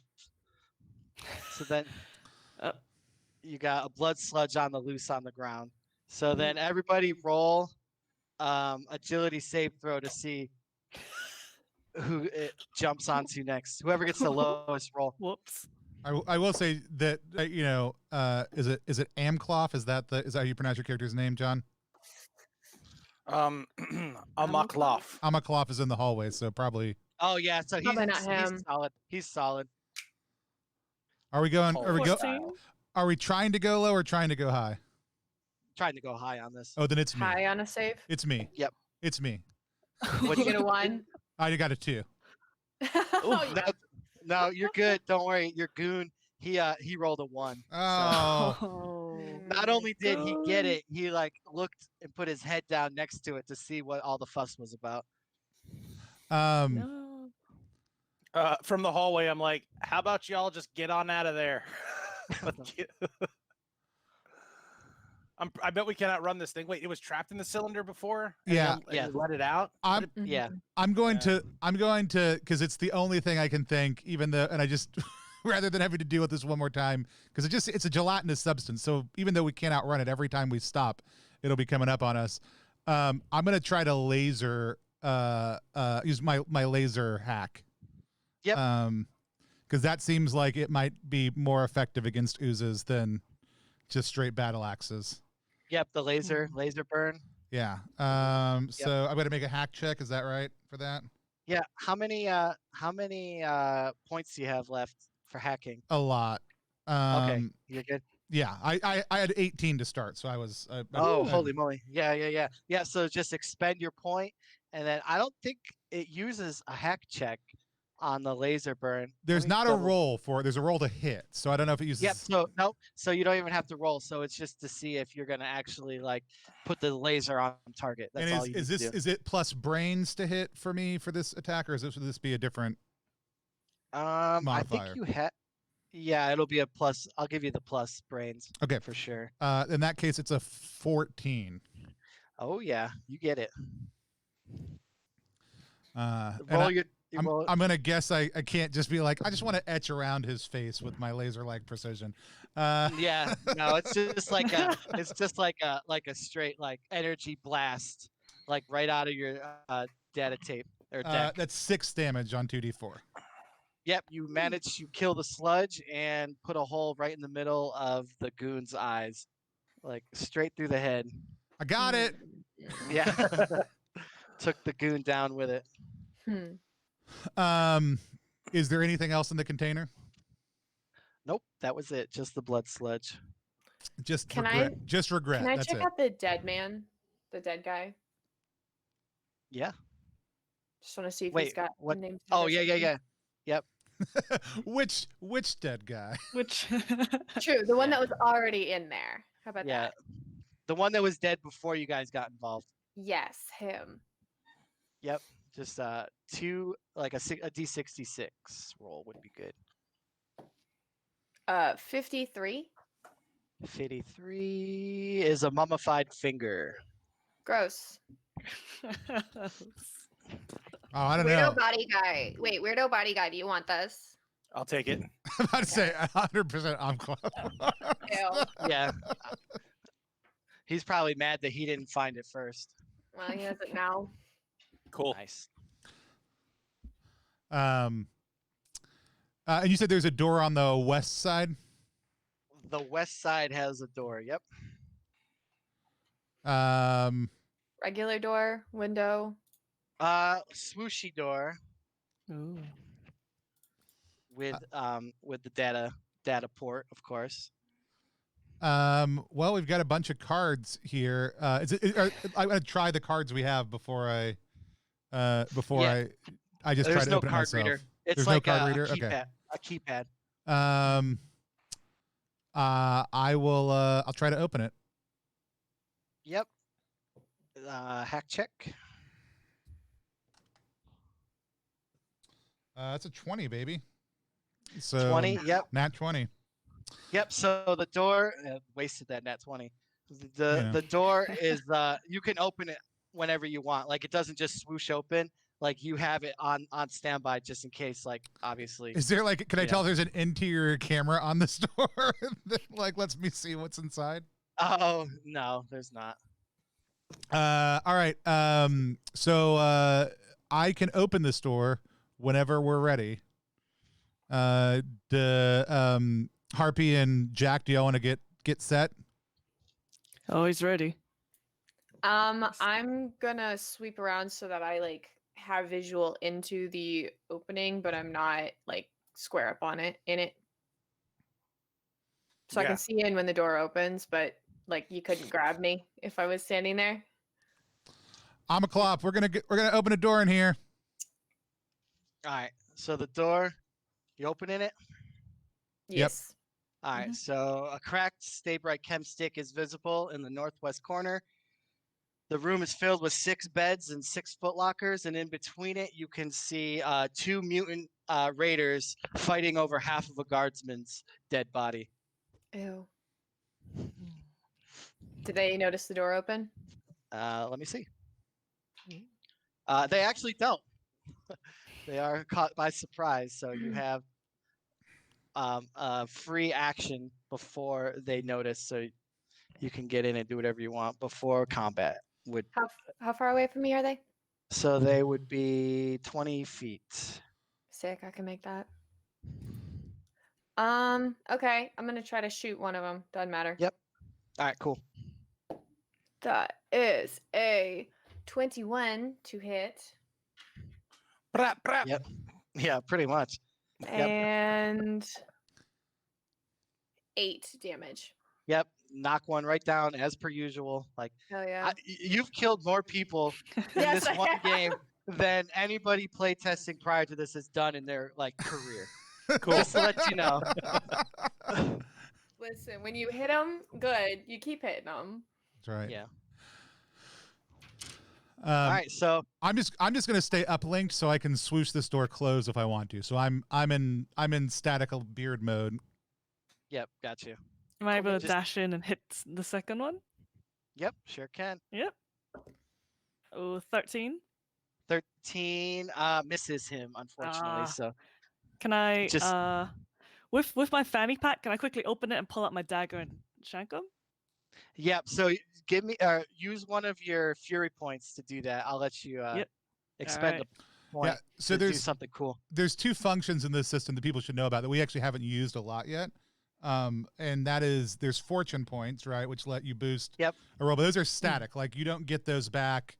You've got a certain amount, and Ever. then bad things start happening to your character when they're out.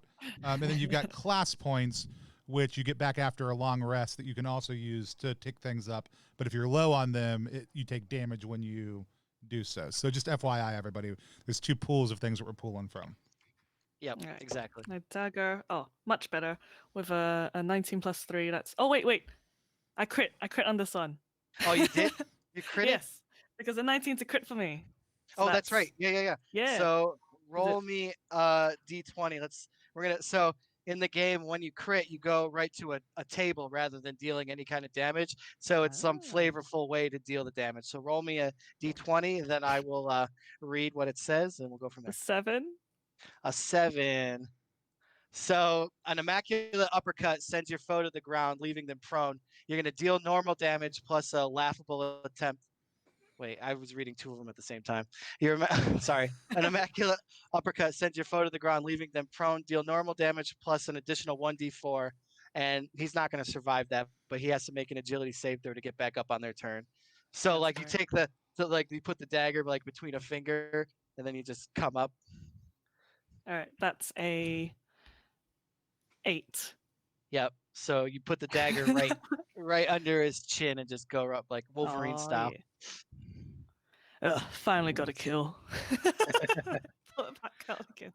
Wait, so like don't you bask in you don't have I any do, but I haven't lost any health yet. Oh yeah, but- that's right. You guys I would regain guys are health actually- if yeah. I had lost any.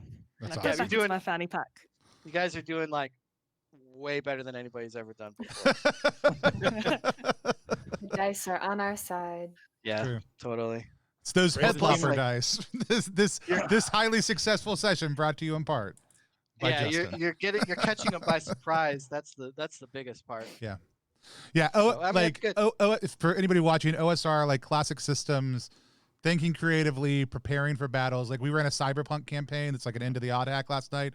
We didn't do a good job of that. The players at that table, we ran in way too quick. It was bad. We barely made it out. I was today, watching that last night. yeah.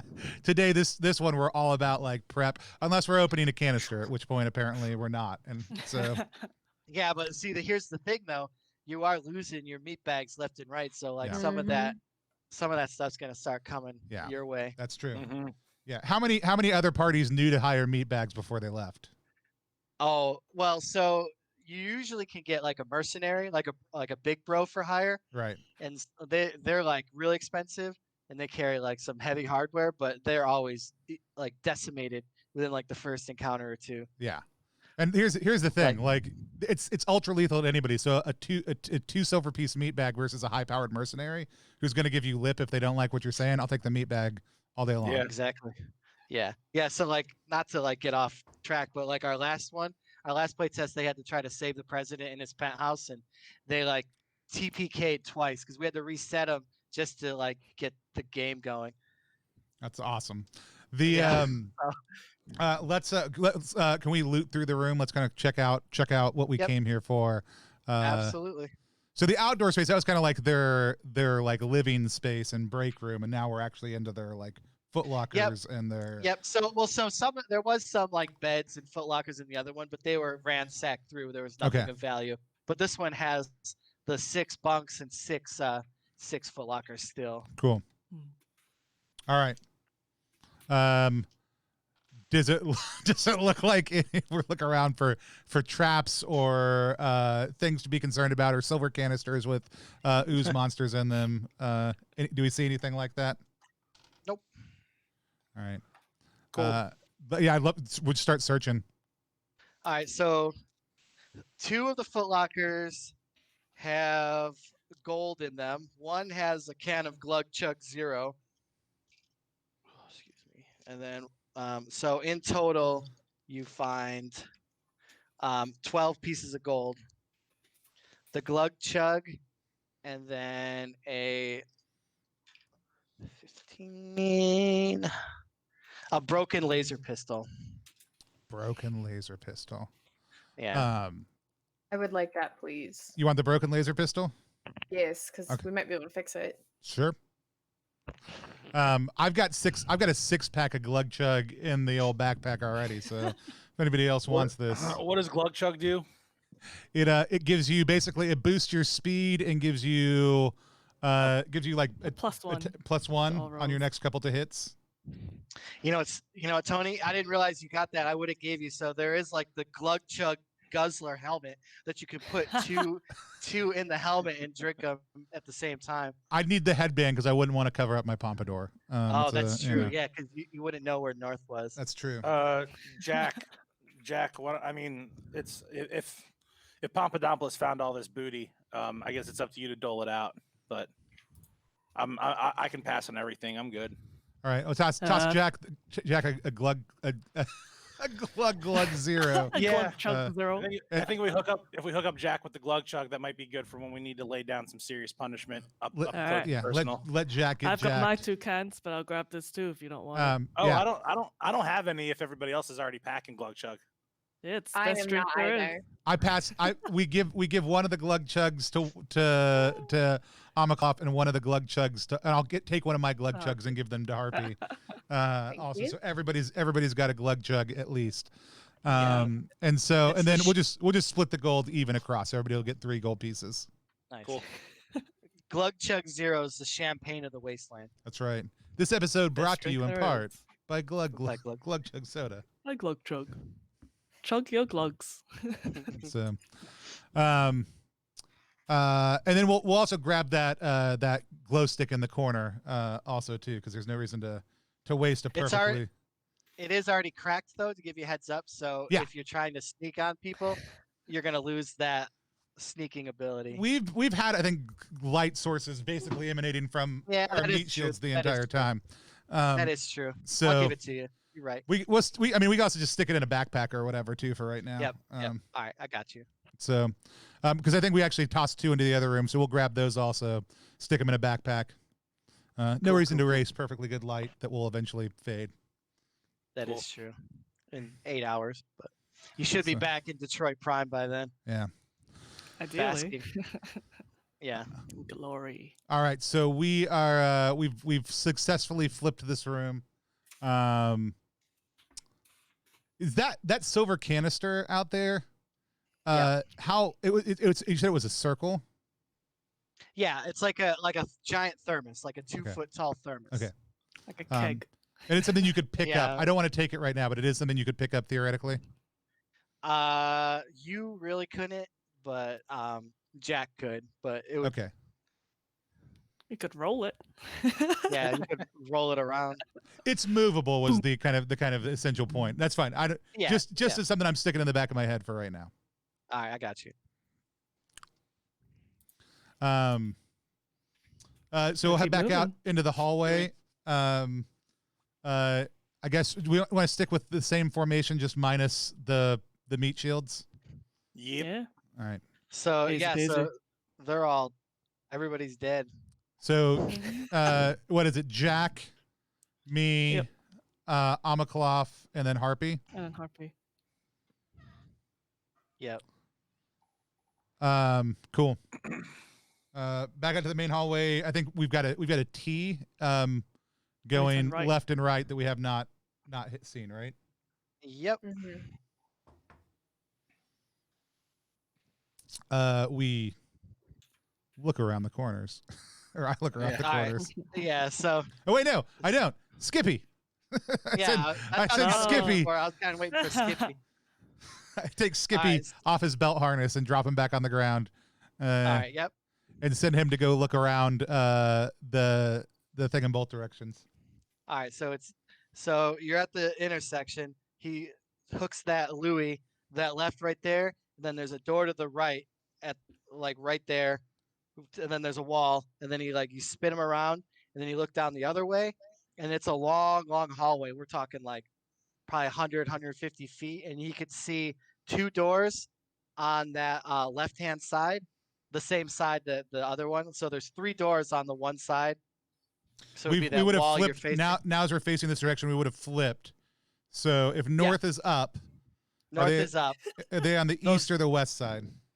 They're on the east side. Okay. So yeah, if you orient yourself always looking north, like always facing north on the map, Okay. there's a one on the top, a door in the middle, and then a door like closer to the bottom. And then that hallway stops, and then there is a giant yellow like hazard, like yellow and black striped like door right there that says caution on it. Great. Awesome. Well.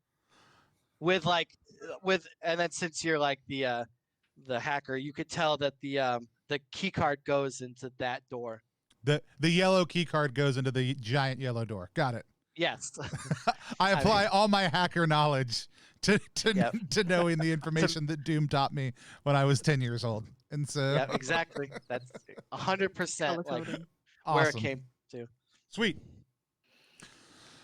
All right, it looks like there's nothing moving in the hallway.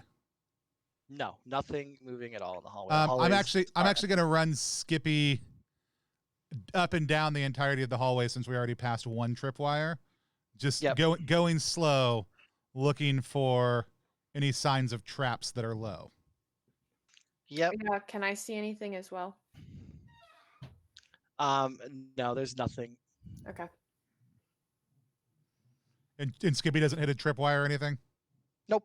Everything's clear in the All hallway. right, it looks like the hallway, both directions, is clear right now. Yep.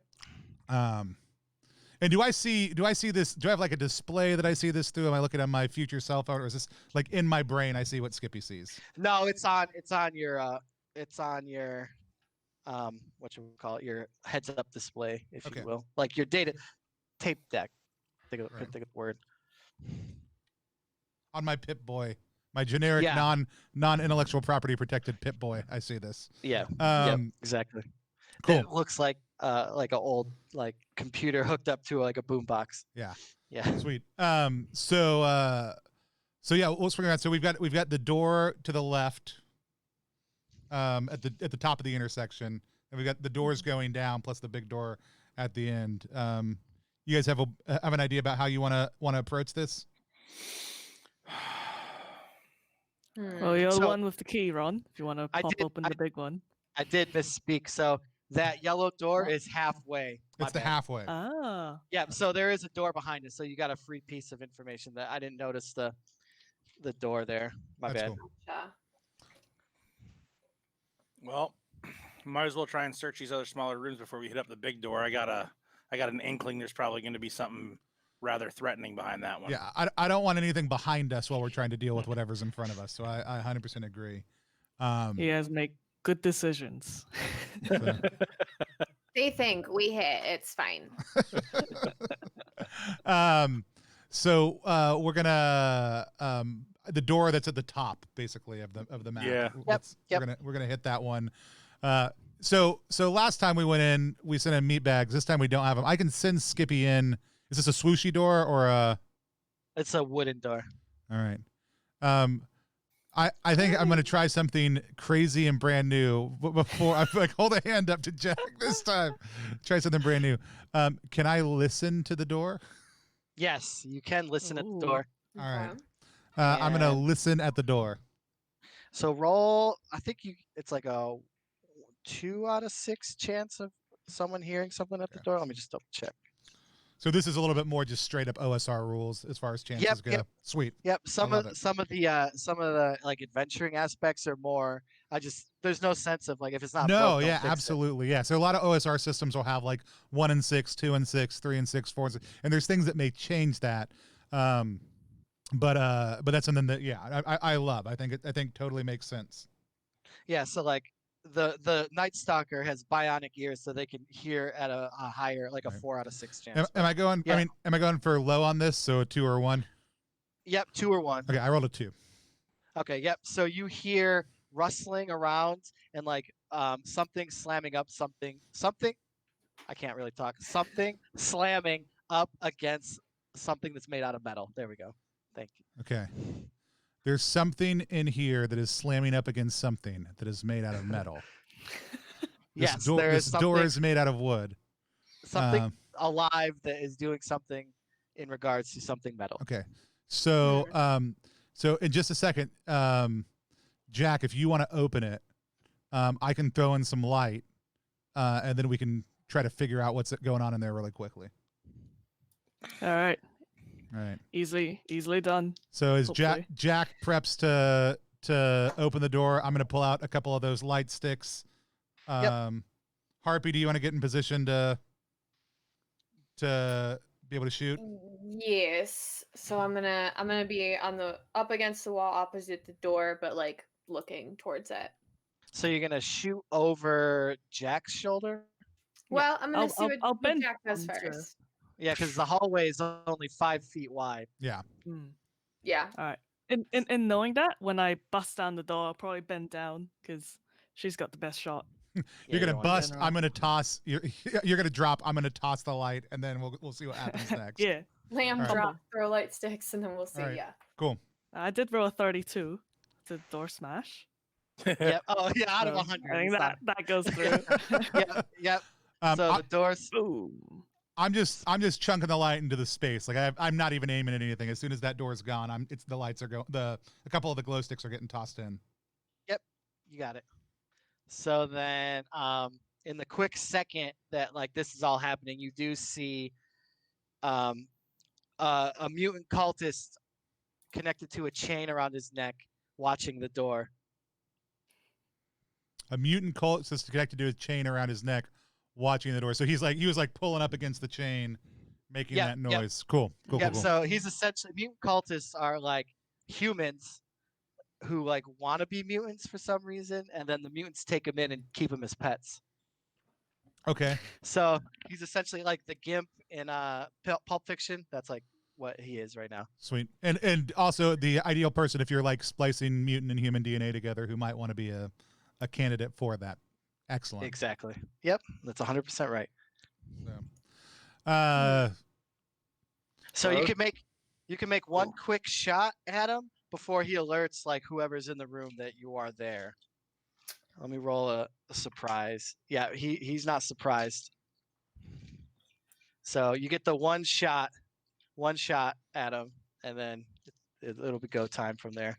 Is this Jack or Harpy? I This believe would be me. harpy shooting. Yep.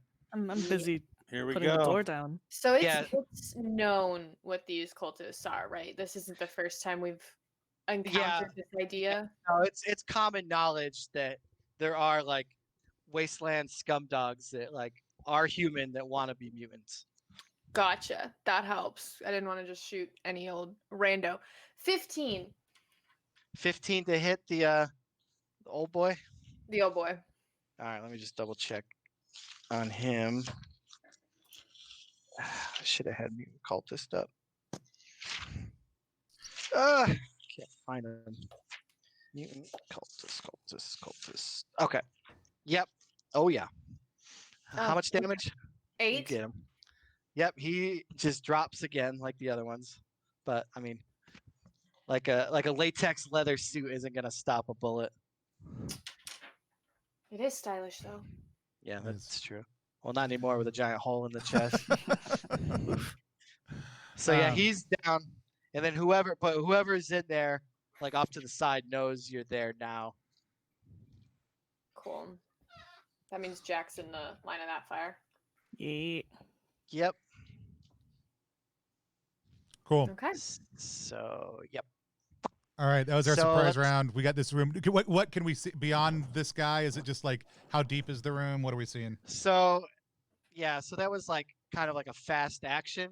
So like realistically, he was only like 5 feet away from that door. So that's pretty much all you saw. Okay.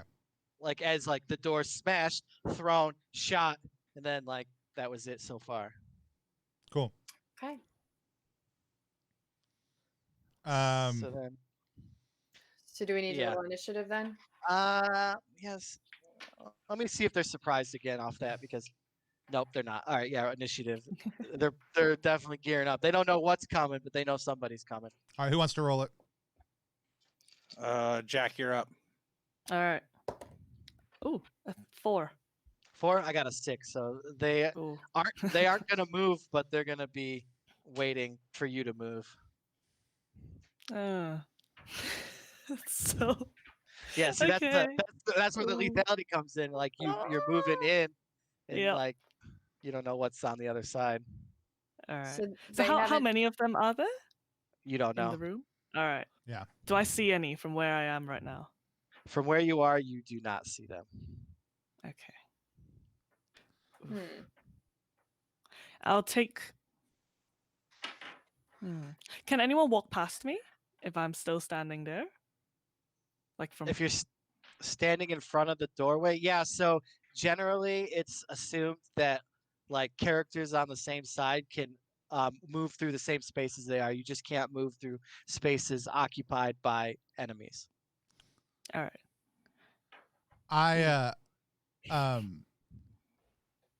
So in honest, we don't know if there's anybody in this room. We just know we shot that guy. You shot one guy. Yeah. Right. But I am gonna drop. I'm gonna drop Skippy down, and move him forward. Okay, so you'll have to do that during the spell casting. That's fine. Whenever you want me to. That's okay. That's, Yep. That's. I didn't know if that would be move or spellcast, but yeah. Yeah. See, I would say, I don't know. That's kind of. I would say. I think it's like controlling. If I was using a different type of drone, like a melee one, I would say would go on melee. Missile, I would say would go on missile. I think since he's recon, it makes more sense for it to be like a spell that I would use for like telepresence. All right. Or, Okay. Yeah, that's kind of what I thought. yeah, too, I so think yeah, I think that 100% makes sense. I just wasn't sure. That's why I wanted to say what my plan No, was. you're good. You're good. I mean, I'm always down for a good barter too. You Right. know, like if you come up with like Why something it that matters, yeah. So Yeah. So yeah, I'm gonna prep Skippy to go in. All So right, cool. that's visually what people will see. Yeah. All right. I'll probably take like a step or two in, because Yeah, I I mean, think I'm because I gonna- think that it's empty. I don't think there's anything else. right. And Yeah. I'll move up to the doorway behind Yeah, Jack. if the room's empty, I'm falling into ranks right now, into formation. So I'm behind Papadopoulos. All right. So essentially, you got the door north, and you're all stacked on that wall next to it. Then, right? Yeah, kind of following Jack's. Jack, you're head of the line. So as you move forward, I'm gonna just, I imagine that we're just gonna stay in line, right, and keep moving forward. Yeah. I mean, that makes All sense. Looks pretty empty. Cool. There we go. All right. So, as you round that, you're going in, Jack. Yep. All right. Cool. So. Here we go. And I go, So after Jack steps in, I go, oh, wait. so on the south wall that you couldn't see, there was 2 mutant raiders ransacking drawers and like throwing books and stuff, but now they're ready, and they got two blasters like with a bead on you.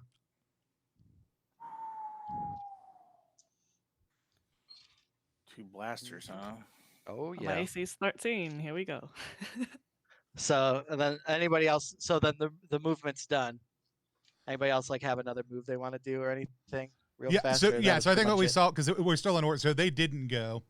Okay, They yeah, that's what I waited. thought. They waited. Jack walked in, sees this. Jack, do you say anything, or you? Am I able to go to them?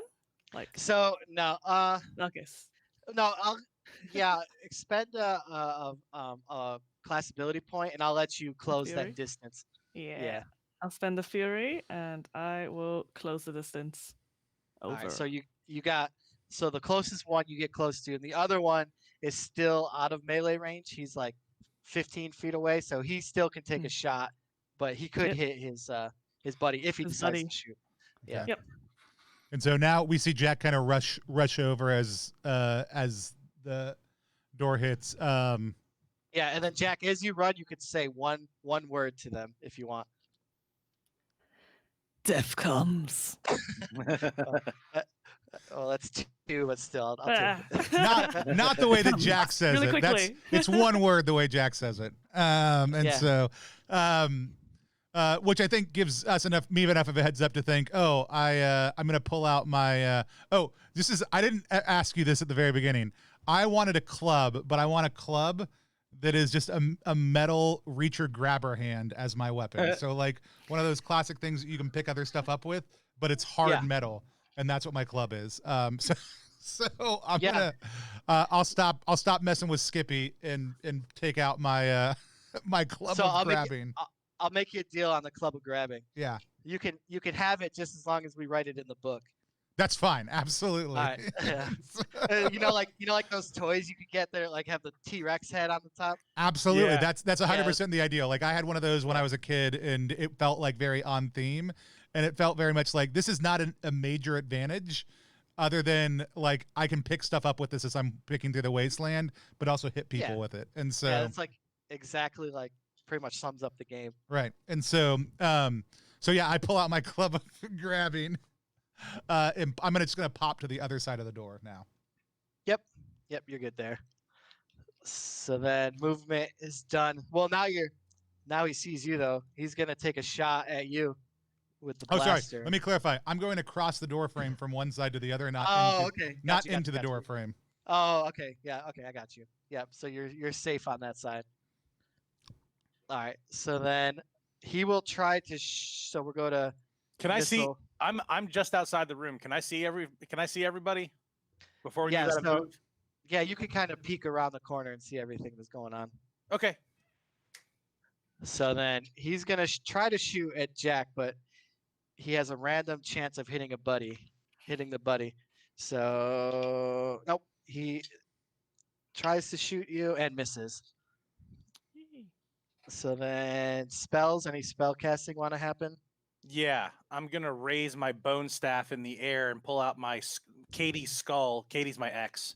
Yeah. I'm gonna pull out her skull and I'm gonna shake it so that the bottom jaw chatters, and I'm gonna cast fumble on this guy, the guy who's furthest away from Jack. Got you. All right. What does fumble do, John? Fumble is its range of sight. That's why I asked if I could see the guy first. It's instant speed. I do have to roll a spell check on it, and it makes it so that dude's gonna have to make a resolve save, and if he fails, his next attack roll is a fumble. It doesn't happen. Awesome. No, well, not No, only he rolls the fumble chart. He rolls the fumble chart, right?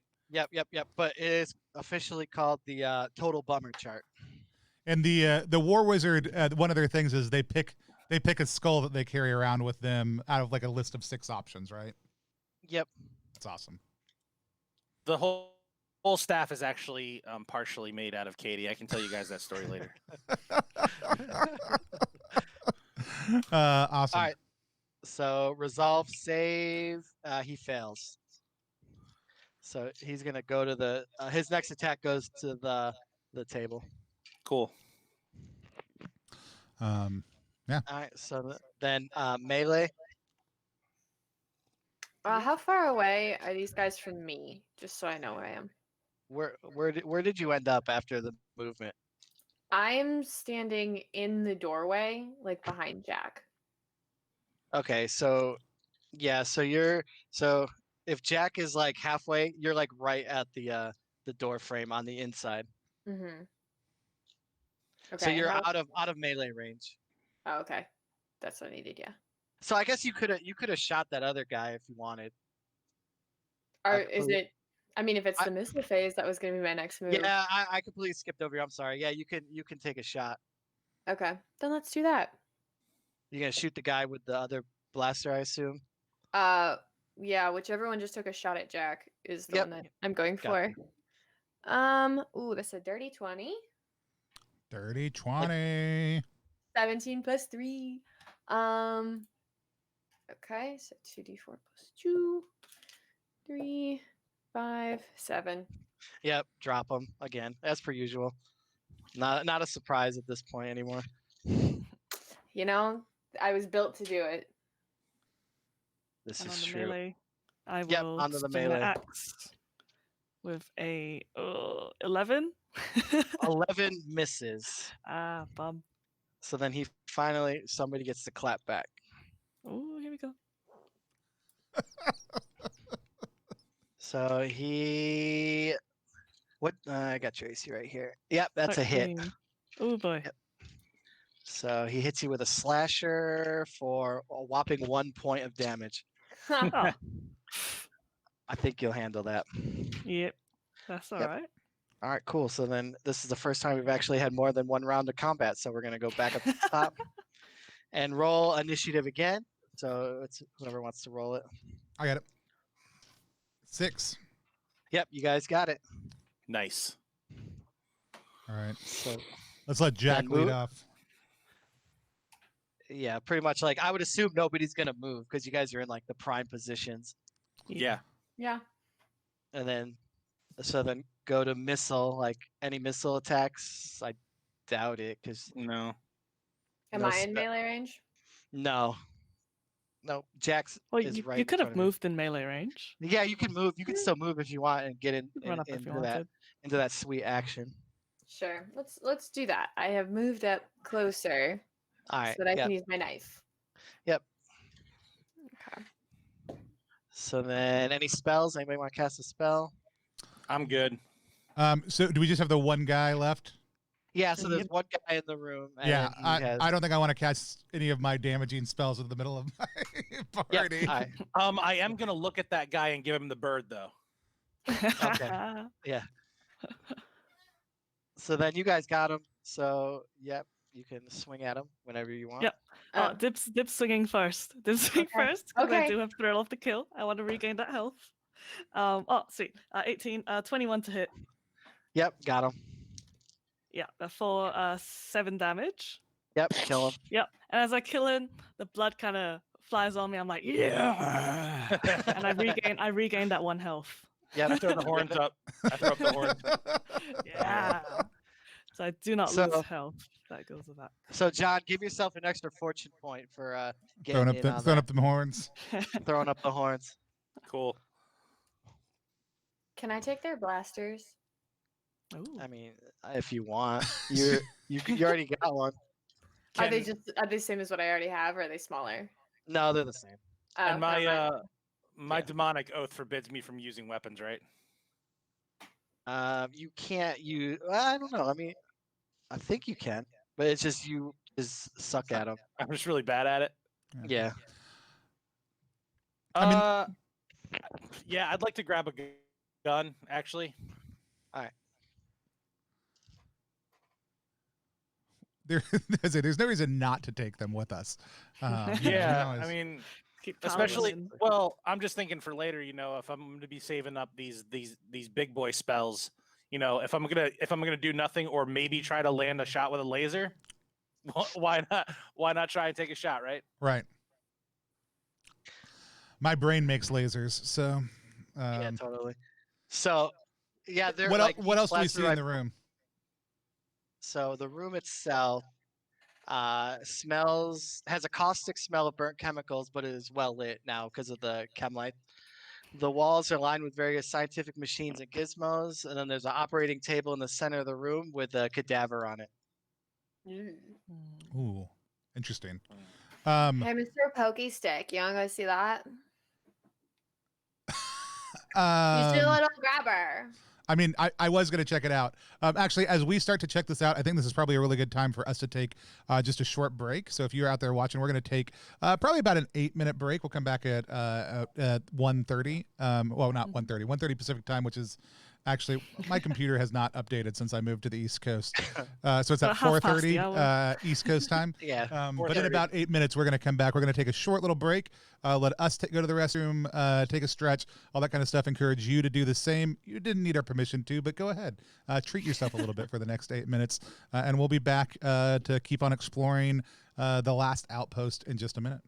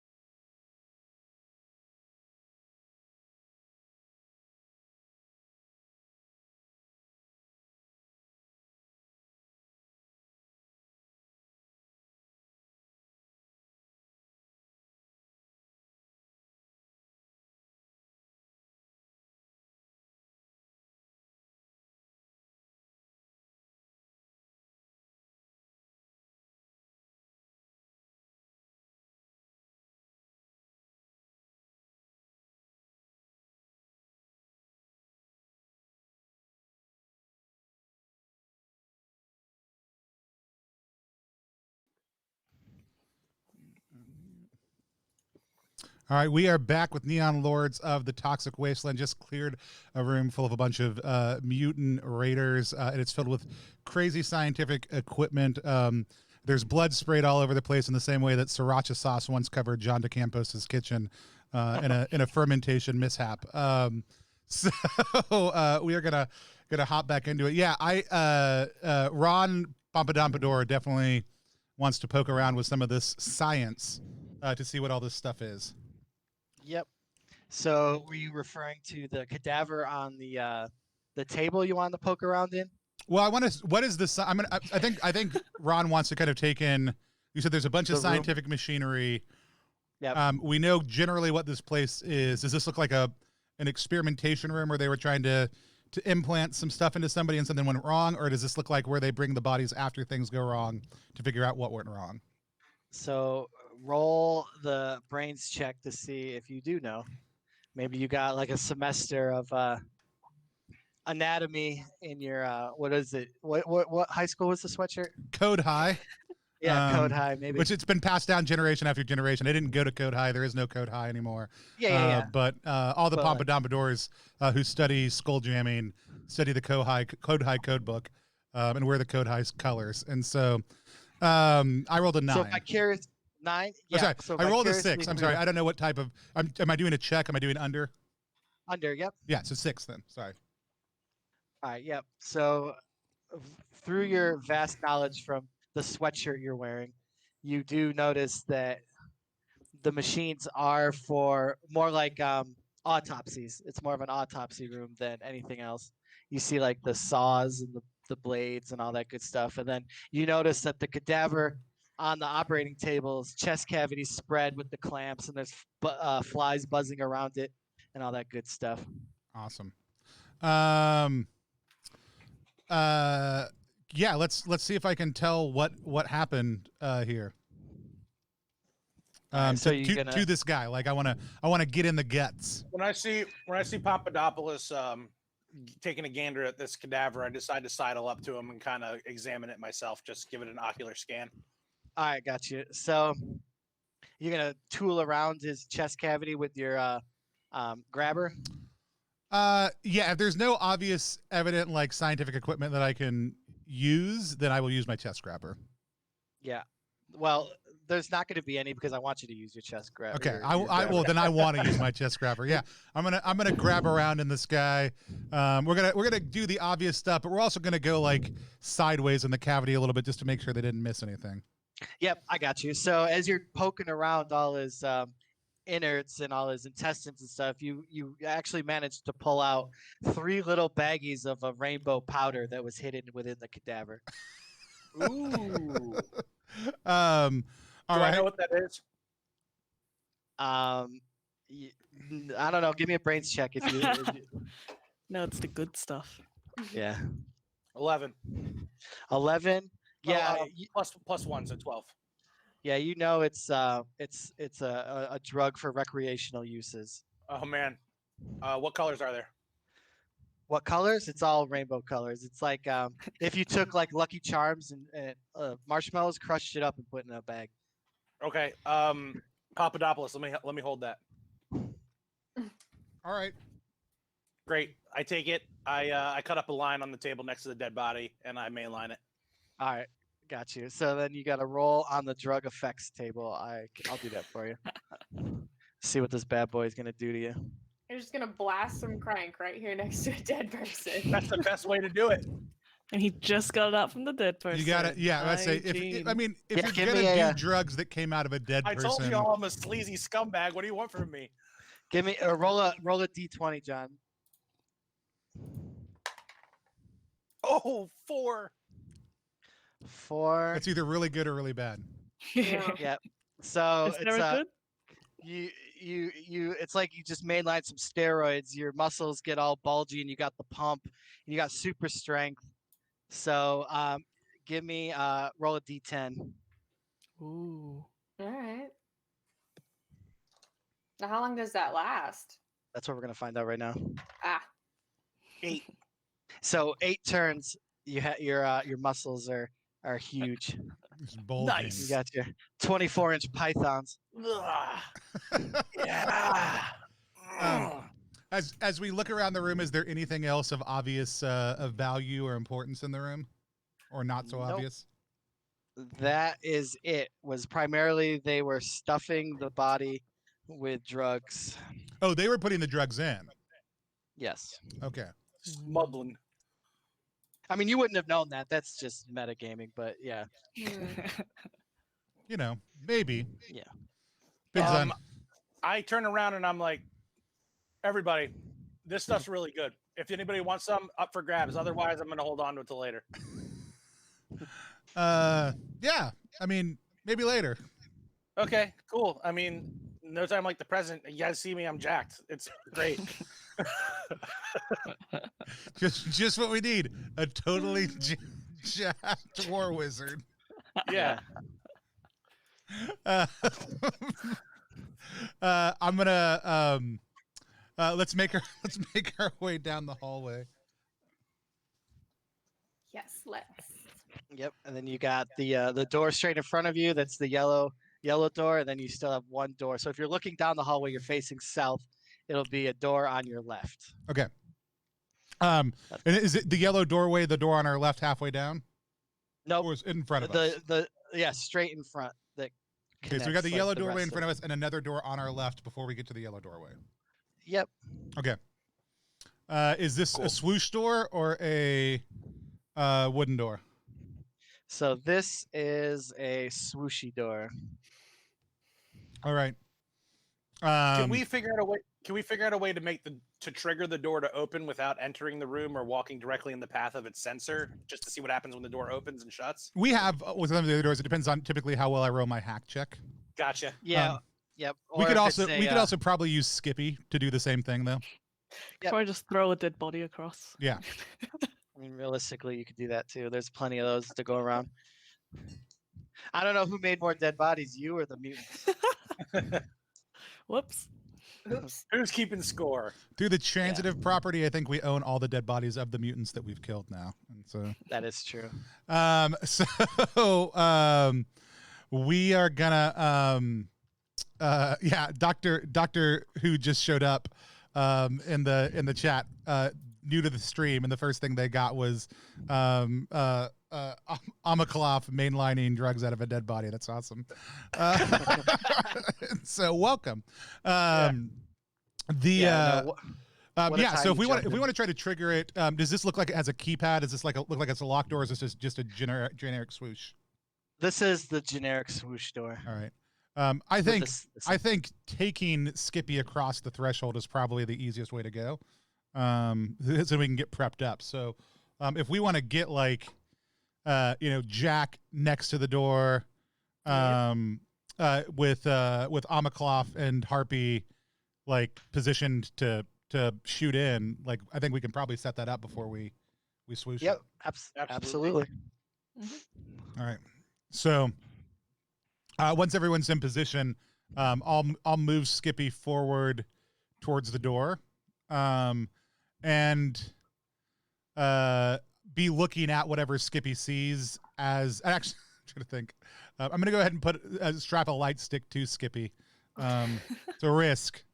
I'm not entirely enthused by it, but we're going to go ahead and do it. That's a good idea.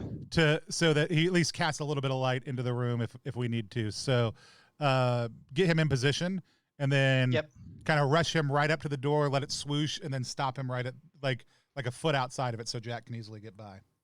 Gotcha. Okay. So as Skippy comes up, door swooshy open, and then it's dimly lit from the glow stick and the glow from 6 human-sized vats around the perimeter. So it's like a bluish glow off of the vats.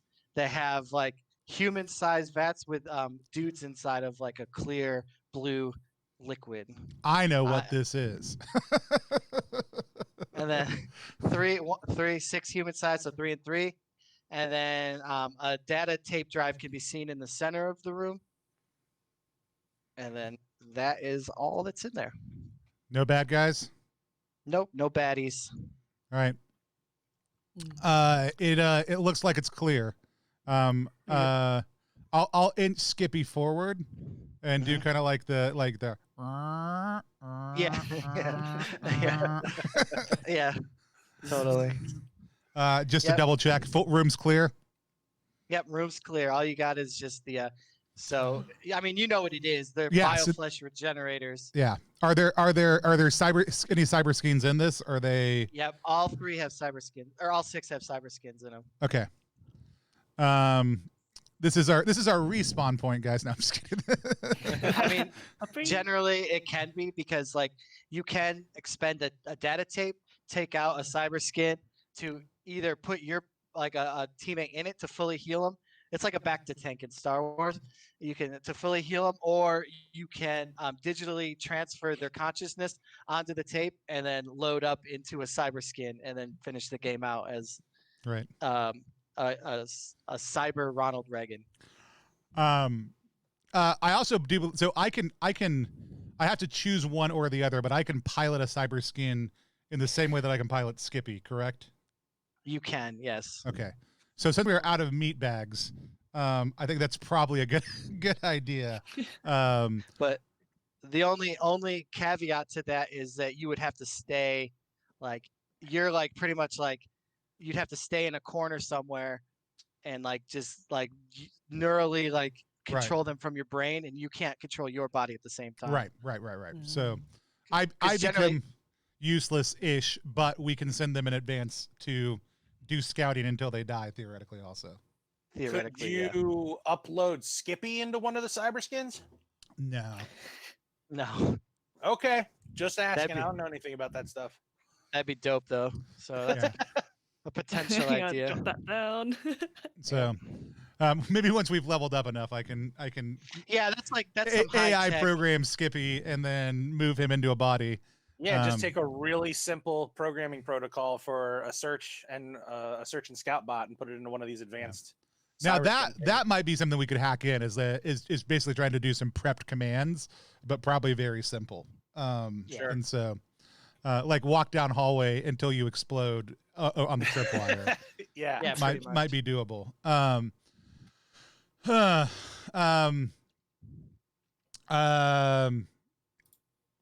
Is there as we look at the tape deck? Is it just an empty tape deck? Yep, there is no tape there, Okay. but I mean, you got tapes. Right, I've got tapes galore, but they don't do anything that's super helpful for us in this situation because I haven't put anybody's minds on them. All right. Uh, So is this the last room before we venture towards the big yellow door? Yeah. No, you have. Oh yeah, One yeah, more. yeah. This my is the bad, big my yellow bad. door, then there's another door beyond it, right? Yeah, I keep forgetting. Yeah, because like the map, the black and white map doesn't have that door on it for some reason. Yeah. So we're gonna I mean, this is a good thing to remember. I'm totally down to come down and hack one of these guys and move them back. Is everybody feeling good? Is anybody hurt? Does anybody need Nope. to rest? Dude, I think- think awesome. Yep. Yeah, you've taken 1 point of damage this whole time. And then healed it back almost instantly. Yep. Yeah, it's All right. very, very, Kill. very uncommon for that to happen. All right. We're beast mode. Totally. We're Killing gonna we're gonna go ahead and head in towards the yellow door. Can we like it's a double door? Is there like a window plate in the middle? Can we see what's on the other side of it? Do we have any idea? Yep. So it's like so you got like the window you can see in, and it is a decontamination corridor. So you can see like all the like that plastic and stuff, and like the sprayers that'll like decontaminate you. And then you see that halfway through that hallway is a door. So if you're looking south down that hallway, there's a door to your left and then another door straight in front of you. Okay. Man, is there if we take a cyber skin out of one of these tanks, it's just empty until something happens to it, right? Like it doesn't need to be in the tank to survive in the short term, does it? Right. So yeah, if you like load up a cyber skin, there is a chance that they become hostile and attack you too. Right, but we have to activate it, right? Yeah, totally. You got to activate them. Is there in any of the rooms we've been on that are sciencey rooms so far? Are any of those tables on like wheels or casters? The one that has the cadaver on it has wheels. Yes. Okay, I'm gonna go. I'm gonna go push the cadaver off that table, bring it back down the hallway, and pull 2 of the cyber skins out and slap them on top, and take it with and push them with us for the next little bit. Okay, but Oh, you wait. need to activate. I need to you activate them. I need the tape deck, or do I need that Yes. tape deck to do it? Okay. No, the specific one that's hooked up to the machines. You need that tape. You need to Oh. use that one. All right, never If mind. you take them out, they're essentially spoiled, and then they're just. That's what I was rubbery. asking. Okay, cool. We'll just Yeah, leave yeah, them. I got We'll you. just remember that they're there for right now. That's fine. Yep. All right. Cool. So, all right. Let's. Are we ready to head down into the decontamination room? Yeet. Why not? Always ready. All right. Let's open it up. You got the yellow card, right? Amaklov? No, you do. I thought you had it.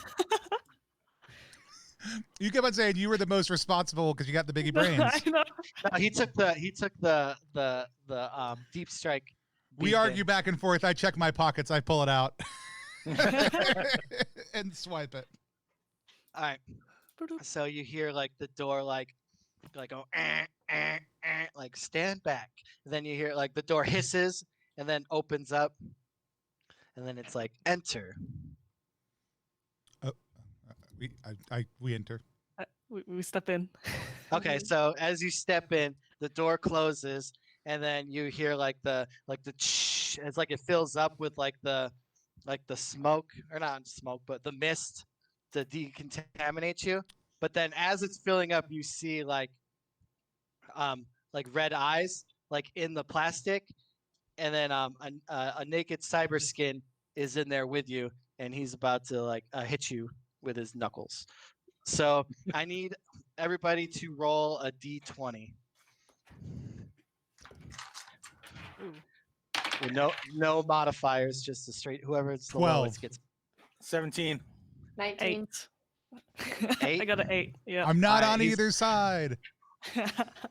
He's got his sights on Jack, Ooh, boy. and then Which is good because that's 100% in this situation for what we sure. would want. totally. Yeah. So he's going to swing. Jack's our hard boy. Yep. He lands a hit. gotta- Alrighty. Pull up his and then he does a little damage, nothing crazy. 2 damage. Oof. Yeah, I don't know how you're gonna survive. I know. It's crazy. So then he got his free hit for you guys just walking in. Promising. Yep. Yep. And then roll for initiative. All right, DeCampos, I think it's you. Yep. 4. Yep, you guys got it. Cool.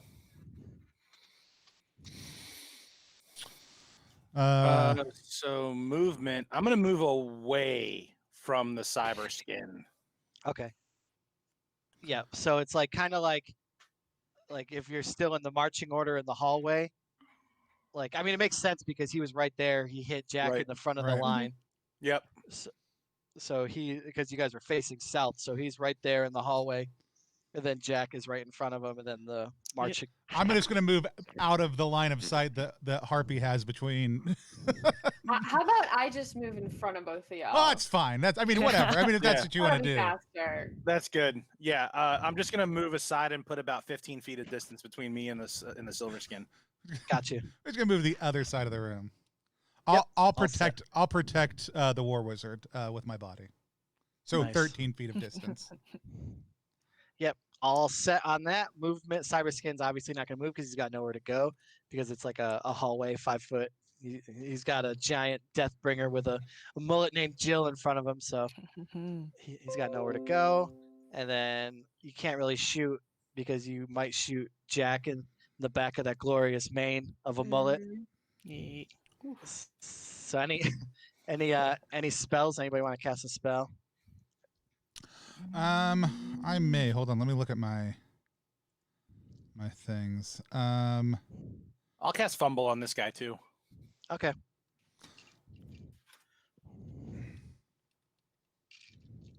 Can I? So can I uplink to him to like do damage? To himself, like punch himself in the face. No, more so like make a part of his body not work properly, I guess. Yeah, you could, but that's gonna take like 2 hack points to do instead of just 1. No, I'm not that concerned about our ability to kill this thing.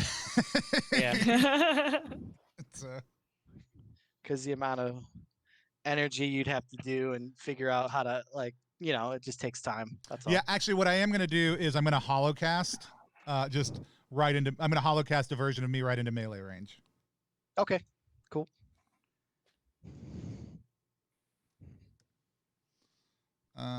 Which I do not beat my check on. Okay, so it just fizzles. Yep. Sounds good. And then Do I need to roll a spell check for fumble? Yes, I need the spell check and then I do the resolve save. Whoops. 3. Yep. So the spell does not go through. The holocast does not go through. And then we go to missile. Oh wait, missiles before. Okay, then melee. And then you guys got the initiative, so Jack can take his hit. 21. And it's my D10. Oh, nice. Max damage, 13. Oh my Yo! gosh. Whoa! Yeah, so you just slice him down like from the shoulder down, and then like you see like the white blood like aliens shoot out of him and stuff. Yeah. Is he dead? Oh yeah. Very How many hit dice does he have? He only has 1 hit die. Okay. Well, I regain 1. That's good. Okay. Good job, Jill. And I brush my mullet. So then you gain that extra attitude. I for gain my talking extra about it. attitude. Yeah. Yeah. So Yeah, with the so bullet, if you're yeah. watching, I don't know that we mentioned this other than the pompadour. Every hairstyle you choose, if you choose from one of the hairstyles, gives you a different in-game effect. There's also a small beards list. There's shades. There's a bunch of other fun flavor things that you can pull in. Yeah. Naming your mullet and talking about it is one Some of the red the many streaks ones. now. Yeah. So, Yeah. so awesome. So the was that we were still in the middle of the decontamination process when this thing attacked? Yep. And then the decontamination process stops, and then he's just dead. They just took that quick. So on a failed spell attempt, I still use one of my spell slots? Yes. All right.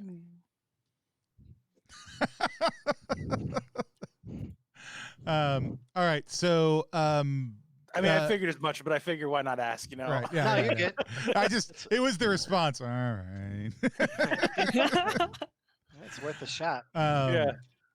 Cool. So is there a door on this entire hallway? Is the decontamination? No. So then now, like you see, like the door, it just kind of slides open. Like it shuts you in the little portion of the hallway. Then once you're clean and ready, it slides open, and then you have that door to the straight south of you, and then the door to your left. All right.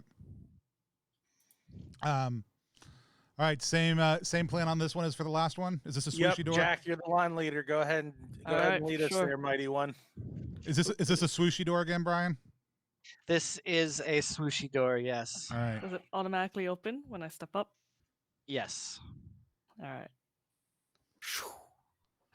What do we see? Next room. You're just going Oh, for it, huh? I was about to say I was going to get us all set up like last time. All right, that's fine. So the lab smells surprisingly fresh compared to the rest of this filthy, reeking outpost. But for some strange reason, the air smells like lemon but tastes like lime.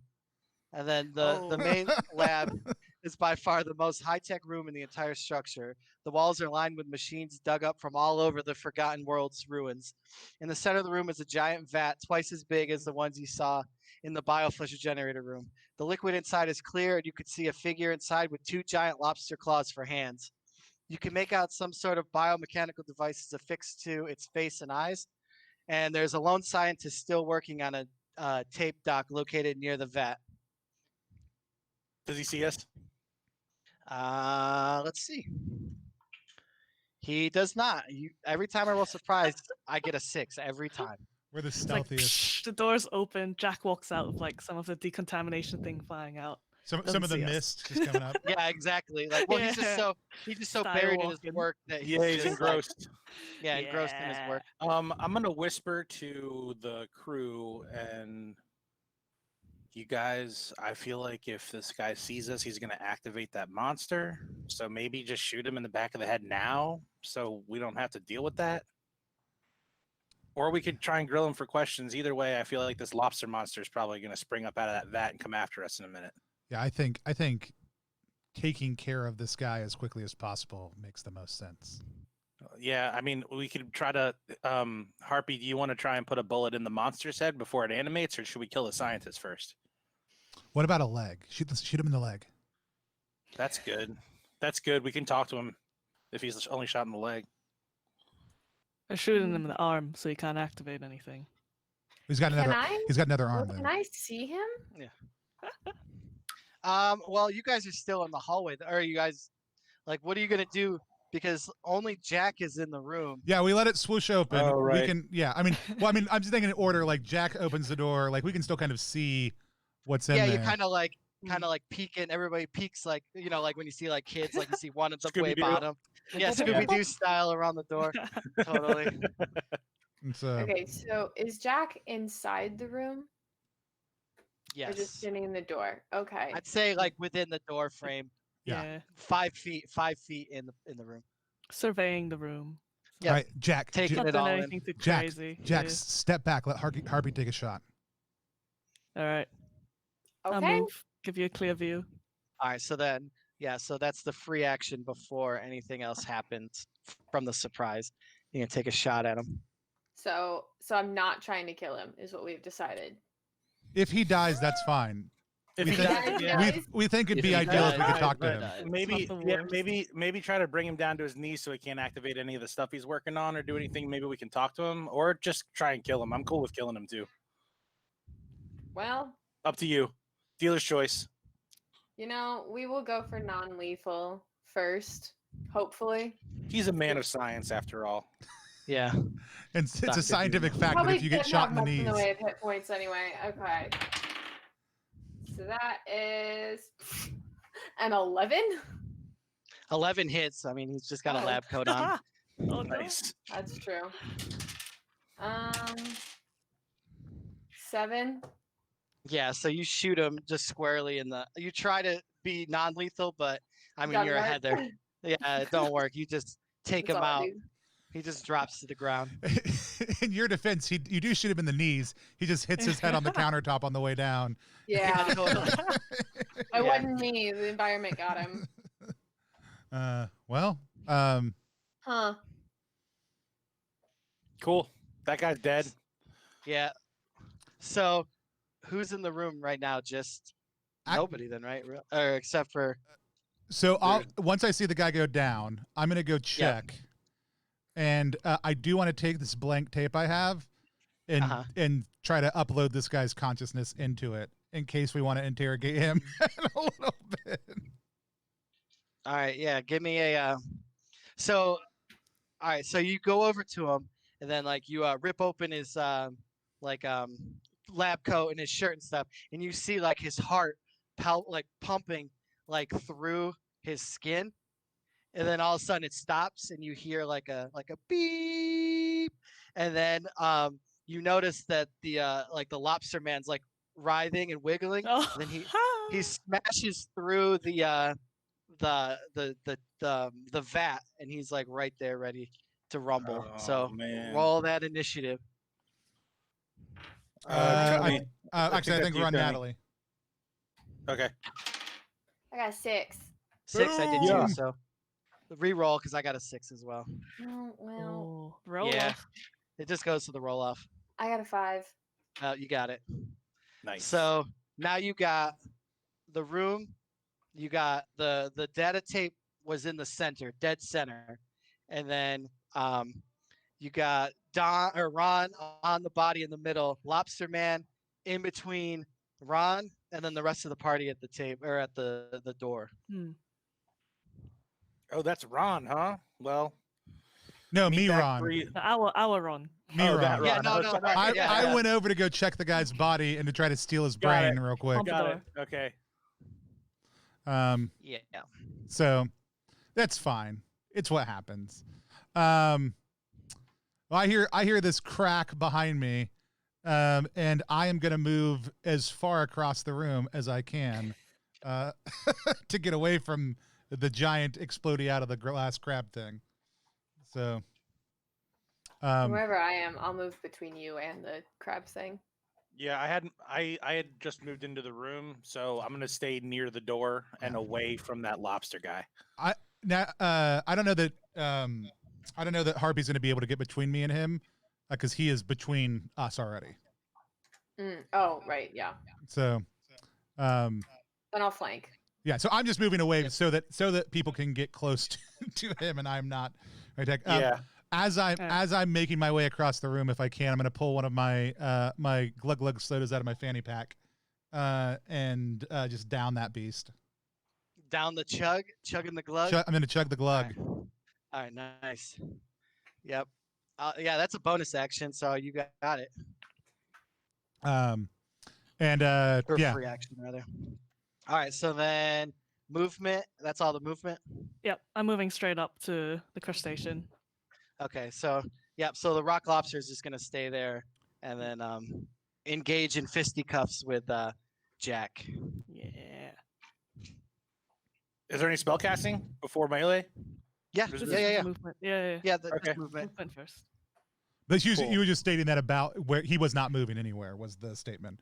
So that was movement. Yes, Then we so- do what next? Is it missile? Missile. Yeah, missile. I would assume no missile Yeah. because No now missile. they're about to engage in Yeah. Mortal Kombat. Mortal Kombat. This is where you cue the music. And then what's it's Spell. missile spell now? Spells. Yep. Fails. Go. Color spray. You sure about that? Will it affect Jack? Yes. Don't worry. Just do it. Oh no. No, you do. You absolutely worry about that kind of stuff in this situation. I'll go fumble again. All right. I thought for a second when you said color spray, you were just going to throw one of those bags of drugs at this thing. Yeah, I know. No, that's for later. So I'll shake my skull, make the teeth chatter, and cast fumble on the lobster. Yep. Man, 5. Nope. Okay. I am going to try to do the same move as last time, where I'm going to hollow cast next to this thing an image of myself. Got you. And we do that time. It's a 15. So I successfully hollow cast that dude or myself. Yep. Yourself next to him. So now there's two Ron Pompadoms rocking. Yeah. Cool. But this one is much more attackable than the other one. Well, yeah, until he just swipes through it and then Well, realizes he's not there. I'm not saying. I'm just saying it's gonna give us Yeah. a round, hopefully, you know. And so I got you. Oh, damn it. All right. So then now we go to the melee. I think you guys got the initiative on him. So we did. So Jack can attack Alright. first. Ooh, that's not good. A 9. Yep, that is a miss. So then Unfortunate. Lobster Man is going to, what's he gonna do? He's gonna hit you with his giant claw like a punch. All right. So let's see. And it's a hit. Here we go. For 8 damage. My Hasta la Yikes. Vista kicks in as my sunnies deflect a bit of the damage. Give me a sec. Oh, 3. So I take 3? 4 damage. Got you. And No, negate it no. to 4. 3. You take 4. It was 8. Okay. So I Alright. take 5. Because I negated 3. There we Yeah, go. I can't math well. I got it. Math is All right, hard. cool. Yeah, there's numbers and letters sometimes. Like, what's that about? So then we go back to the top. How far away am I? Oh, you had moved up next to it, I thought. Yeah, that's what I thought too. Okay. So you Oh, should you did? you Oh, should get a my bad. melee action also. Yeah. Yeah. I'm sorry. That's what I I keep thought. forgetting that you sneak around. You're too sneaky. I'm a ranger. That's what I do. Yeah, see, that's what I thought. I thought you were. That's where I thought you were. Okay. So But then yeah. I'm gonna go at it with my knife. Got you. 14. 14 is a miss. Oh. Lobster. Yep. Hmm. Rock lobster. All Oh right. wait, can I use my auto lock? I'm gonna use one of my points here. I think that's for Is it missiles before? only, isn't it? Oh, yeah. Yeah. It is. Never mind. But Okay. can you use fortune to do anything? Yeah, so you can use fortune to add to that attack, so you can take that miss and turn it into a hit. Okay. And that's But- ooh, I didn't write it down. I have your paper up. So you have 14 fortune points that you could Yes. spend. Okay. And I rolled a 14 and you said no? Yep. So that's the beauty of it. How many do you spend to hit? Let's And say will two. you even hit? And you have to decide that, like, you have to commit to say I'm gonna add this many. Yep. Mhm. You gotta commit, because then like at that point you're like, oh no, I meant this Another many. It's one. like, Another one. Yeah. Right. yeah. Let's add 2. 'Kay. So it'll be Gotcha. 16. Yep, that is a hit. Thank goodness. I know, metagame much, but that's all right. 5. 5 damage. Yes. Got it. He took it like a champ. Ruh-roh. Don't Yep, like. it kind of just grazed his lobster-like skin. So then, yes. So I've got this hollow cast. Do I have to focus on the hologram to keep it up, or do I like, I'm just trying to plan out my action this turn? That's a good question. Let me look at Holocast and see what it actually I've got it up said. if you want me to read it real quick. Yeah, if you So don't it says, cast a holographic rendering of the skull jammer in this space up to 50 feet away. Monsters will attempt to attack the hologram, and the NPCs must make a resolving throw to notice it's fake. The duration is 1d4 plus the skull jammer's level, which I didn't roll a d4. So it's going to last for 4 rounds. Okay, there you go. That explains it then. Yeah, no, you're good for those 4 rounds. Okay. And I don't control it. It's just there. Yeah, it's like, so it kind of mimics what you do. So Right. it's like it's moving. It's like in Home Alone when he's got like the mannequins in the window. Right. It's Okay. kind of like that. But if I want to cast another spell, I can do that. Yeah, absolutely. Okay, cool. Then I'm going to wait till the then- spell round. Yep, and then we go back to the top with initiative rolls. Tony. Actually, I think Charmaine this time. Yep. Okay. All right. A 2. 2? All right, he's got you. But Oh dear. the fortunate thing is his lobster claws have the dest keyword, so no matter what, he always goes last. That kind of messed that up. He always goes last in melee Oh. Okay. because it's like it's so much to like. He's so strong. It's so slow. It's so strong. It's so slow. Yeah. So you get. My bad. He still would have hit really. All right. So we go to movement. I don't know if anybody's really gonna move. I think you're all in that prime spots. Yeah, I like I'm gonna- wave my arms around a little bit to get his attention. Yeah. That's my movement. All right. I like it. So then missile. I don't think anybody is even in missile range. And spells, right to the spells. So you said that we're surrounded by scientific machinery from across the wasteland. I am going to, like, one of my natural abilities is that my body is a natural antenna and I can connect to technology around me. Yep. So I want to make a hack roll to start, like, figuring out what this equipment is. And I'm going to pick which things I think could potentially hurt this thing first. Okay. Yep. Got you. So I'll roll whatever you tell me to roll.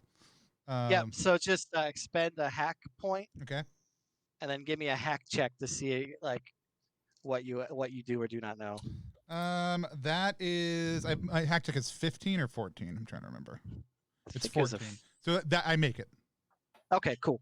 Yep. So you notice that it's like just so random, like everything. But you do notice that there's a machine out over there that if you hack into again, it can shoot kind of like a electromagnetic pulse at him that could like essentially give him a concussion and daze him out for a little bit. All right. And that's just me being able to tell what everything does, right? Not connect to it. Yes. Okay. Yes. All right. So then that's fine. That's what I did. All right. So then, any other spells from the War Wizard? Oh yeah, I'm gonna doomsayer this dude. All right, cool. So I'll make eye contact with his hellish lobster head or whatever it Yep. is, and project apocalyptic images and utter hopelessness into his consciousness.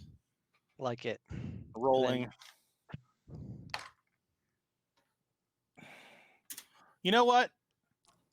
I am going to use my great power and spend the rest of my chaos points to re-roll this and just have it be natch.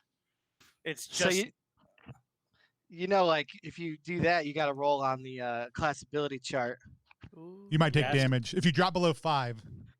Yeah, if he goes to 0, he rolls 2d20 on it, and he could die Yep. from it.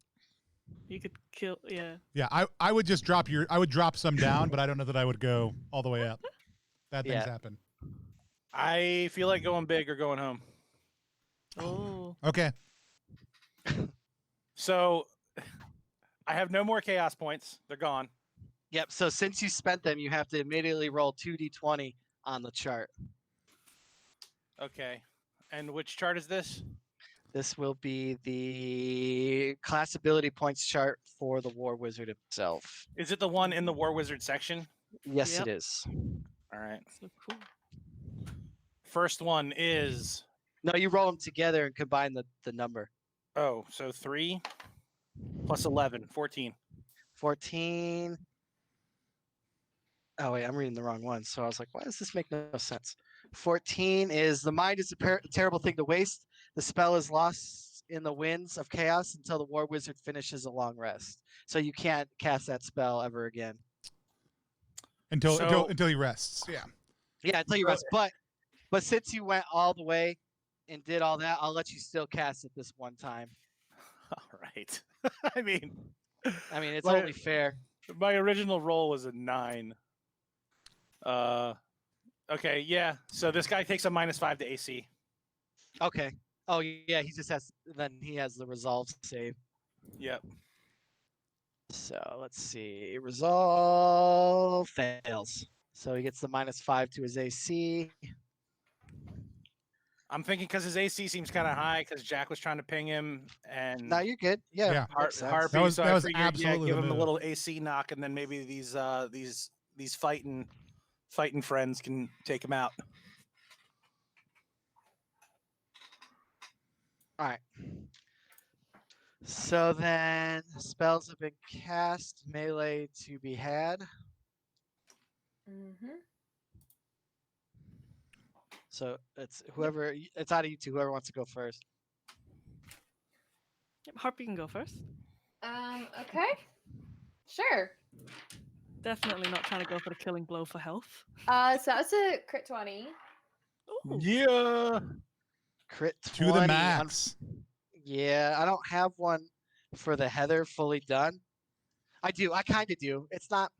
It needs that neon touch, though. You know what I'm saying? Like I have it all Mhm. listed, but they're not like They're not flavored yet. flavorful. Yeah, but that's okay. Like we'll just roll with it. So roll me a d20. 6. A 6. Let's see what it says. Where are you? Where the heck was it? Heather class. Oh yeah, with great power, the class ability, it automatically is a natural 20 on the spell casting. It says it. Oh, Well- you were using that. Oh, I thought you were Yeah. just making the. I got you. No, yeah, I used Okay. with great power and zeroed out my chaos points to have a natural 20 outcome on that roll. Got it. Okay. That's an ability Gotcha. you have. Yeah. Okay. I don't see it on here. All right. 1 second. I just got to pull it up. I don't know why I didn't anticipate the Heather to be. So killer. Yeah. But yeah, so I didn't realize you were doing. I thought you were just like making a statement. I didn't realize you were actually using the No, with yeah. great power. Yep. Okay, that's fine. So then we'll settle that after this. Sure. So then Heather. Okay, here we go. You said what'd you roll? I rolled Harpy? a 6. 6. So okay, wrong spot. No good. Okay, my bad. I went to the wrong Google You're Doc. definitely for the Heathers. For part of the flavor, it should be one where you have to avoid activity where balls fly towards your nose. Mm-hmm. I know, like if you roll a double 20, the Heather double 20 is Dear Diary. My teen angst has a body count. It's such a good, oh man, that movie is so good.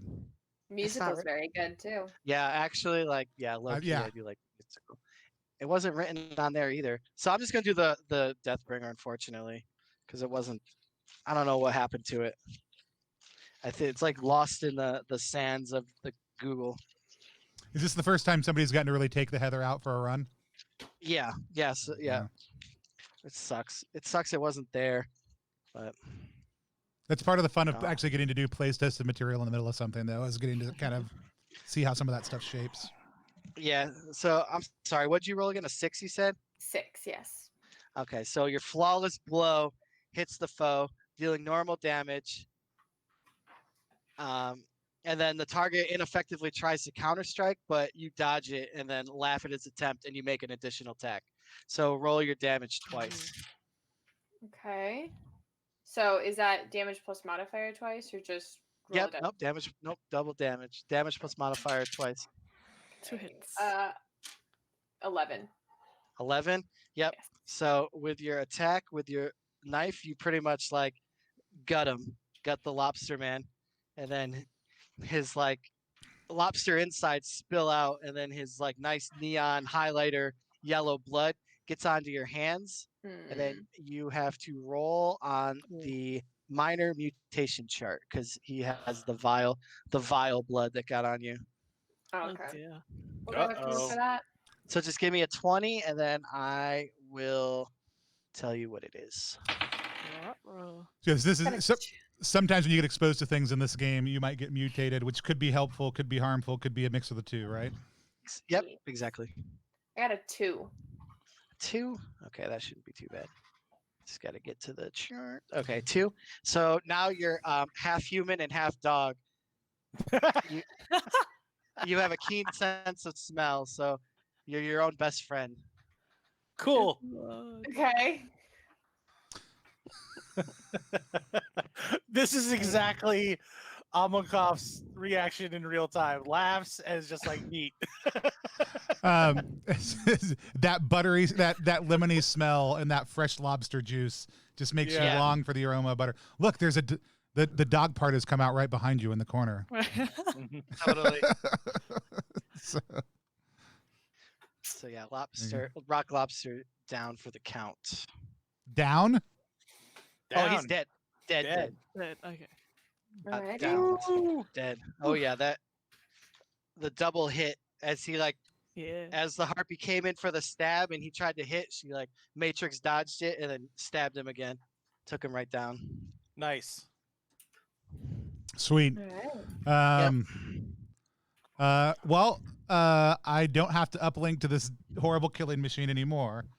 As we look around, is this just a laboratory? What is going on in the room? Whatever the scientist was up to, they just found all these equipment from all across like the ruins of like our Earth, like before the war.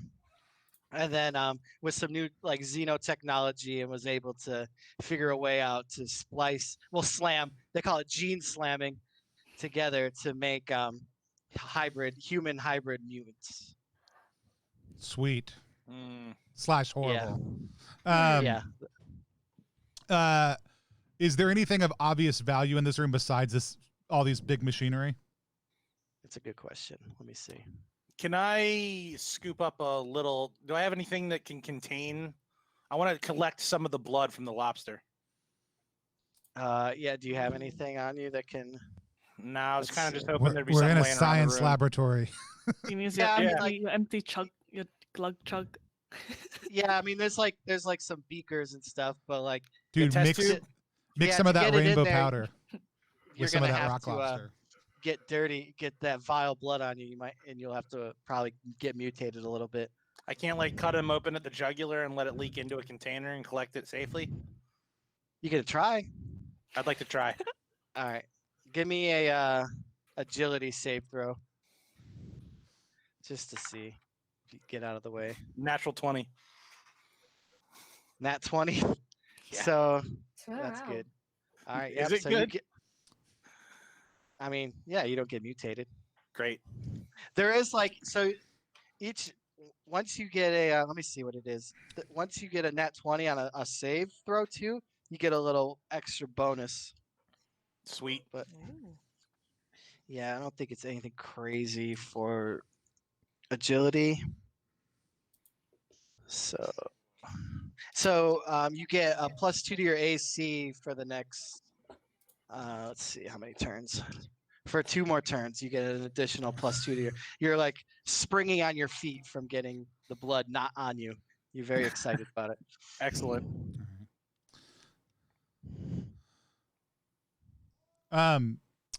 So even as I'm looking around, I'm thinking back to the thing we heard that there was a bunch of technology and weapons underneath this place.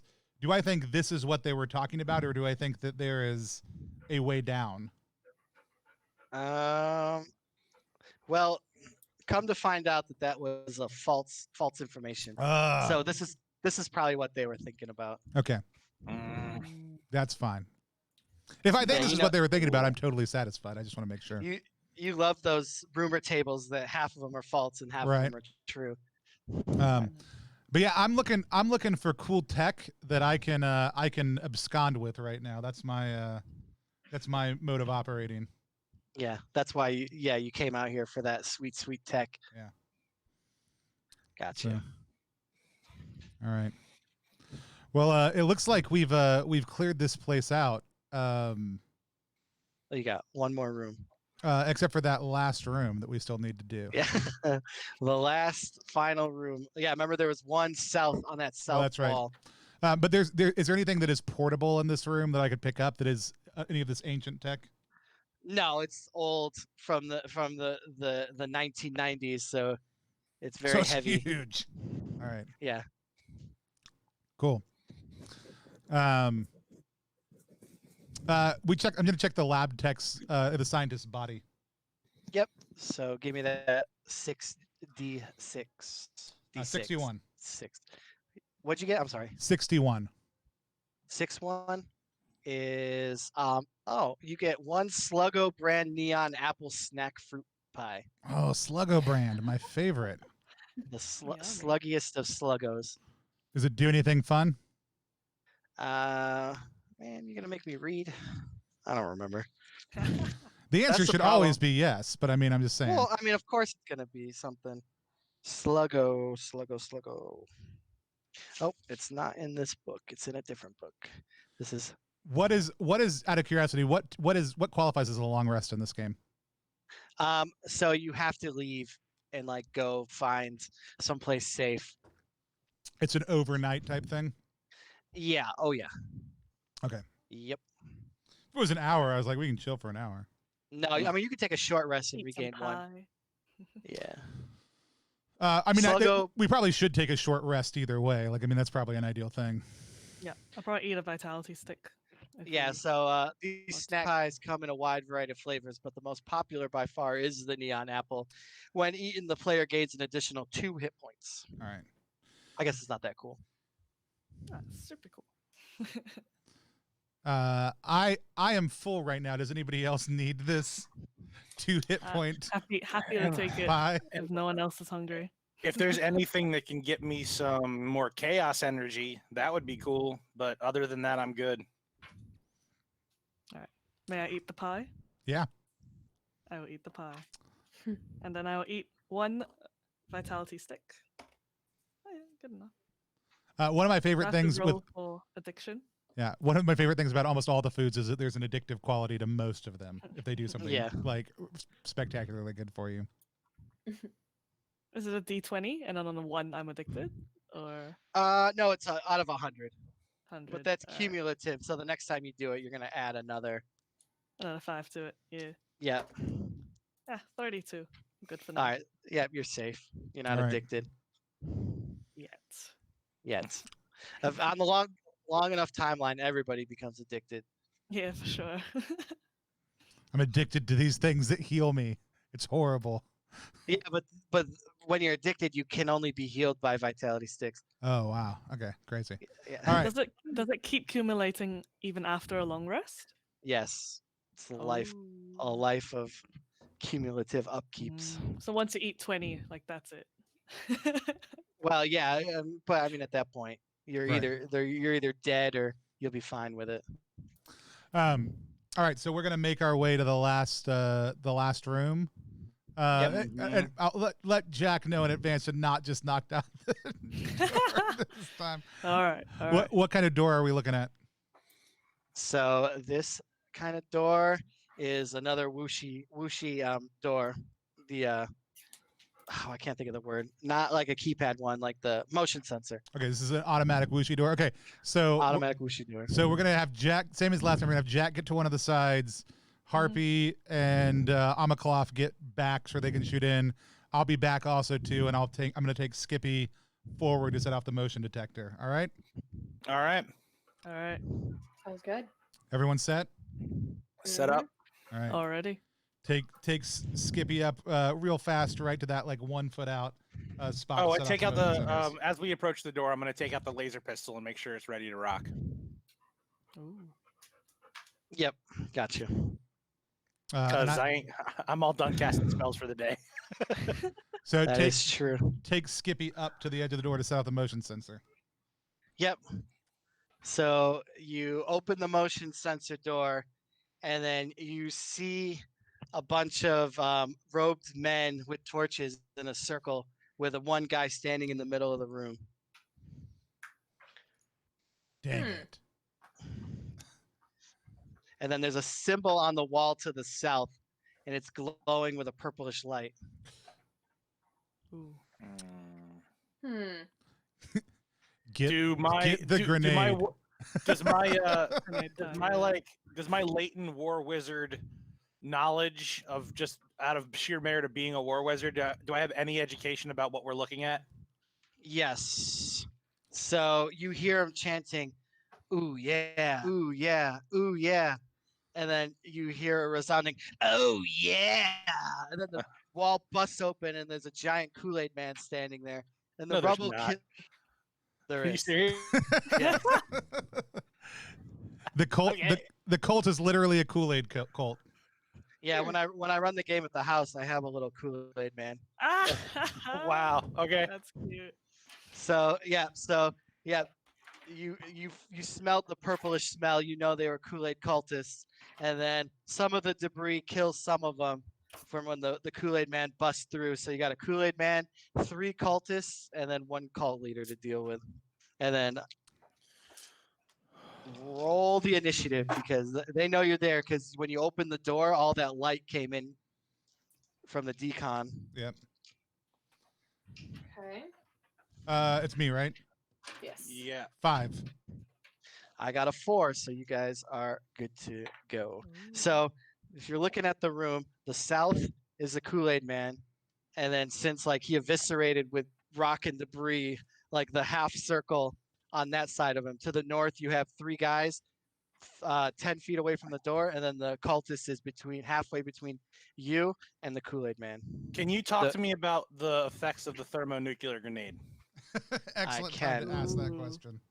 I can. So a thermonuke does a lot of damage, and the kill radius is 50 feet. How far away are we from the Kool-Aid man? Ooh. You're within 50 feet. What You're if about I'd like to try and ascertain the fortitude of the glass jar that makes up the body of the Kool-Aid man? I'm having thoughts about trying to pitch this grenade into his jug. Oh my pitch gosh. like Kobe Like, the lay it thermo? up. nuke. Yeah, I'm gonna try and yes, exactly, Kobe. I'm gonna try to Kobe this grenade into the vessel that holds the Okay. Kool-Aid essence. Yep. Let me pull up the rules for grenade throwing. I don't real know how many fast. fortune points you're going to need to make this happen, but you should spend them. Well, here's the question though, team. Like, all right, so in game, I'm kind of just looking at the thermo grenade, just kind of holding it, and I'm looking at the glass body of the Kool-Aid man, and you guys are putting together that I'm thinking about trying to sink a 3 from the door into his body hole. So what do you guys? I'm trying to read the room here. What's the feeling on us trying to destroy it this way? Because I'm thinking his glass jar is probably kind of strong. So if we destroy all the liquid inside, maybe that'll do something. You had just heard Ron say grenade. So like as soon as that door opened, like and he saw the Kool-Aid man bust through, he said the word grenade. So Gotcha. Well, that's sort of my area of training. So if he said grenade, I looked for the grenade. Are any of y'all more well suited to sink a grenade into this thing's head hole? Yep. No. Heather Don't blame can. me. All right, yeah, I'm gonna hand the grenade over to Harpy. Okay.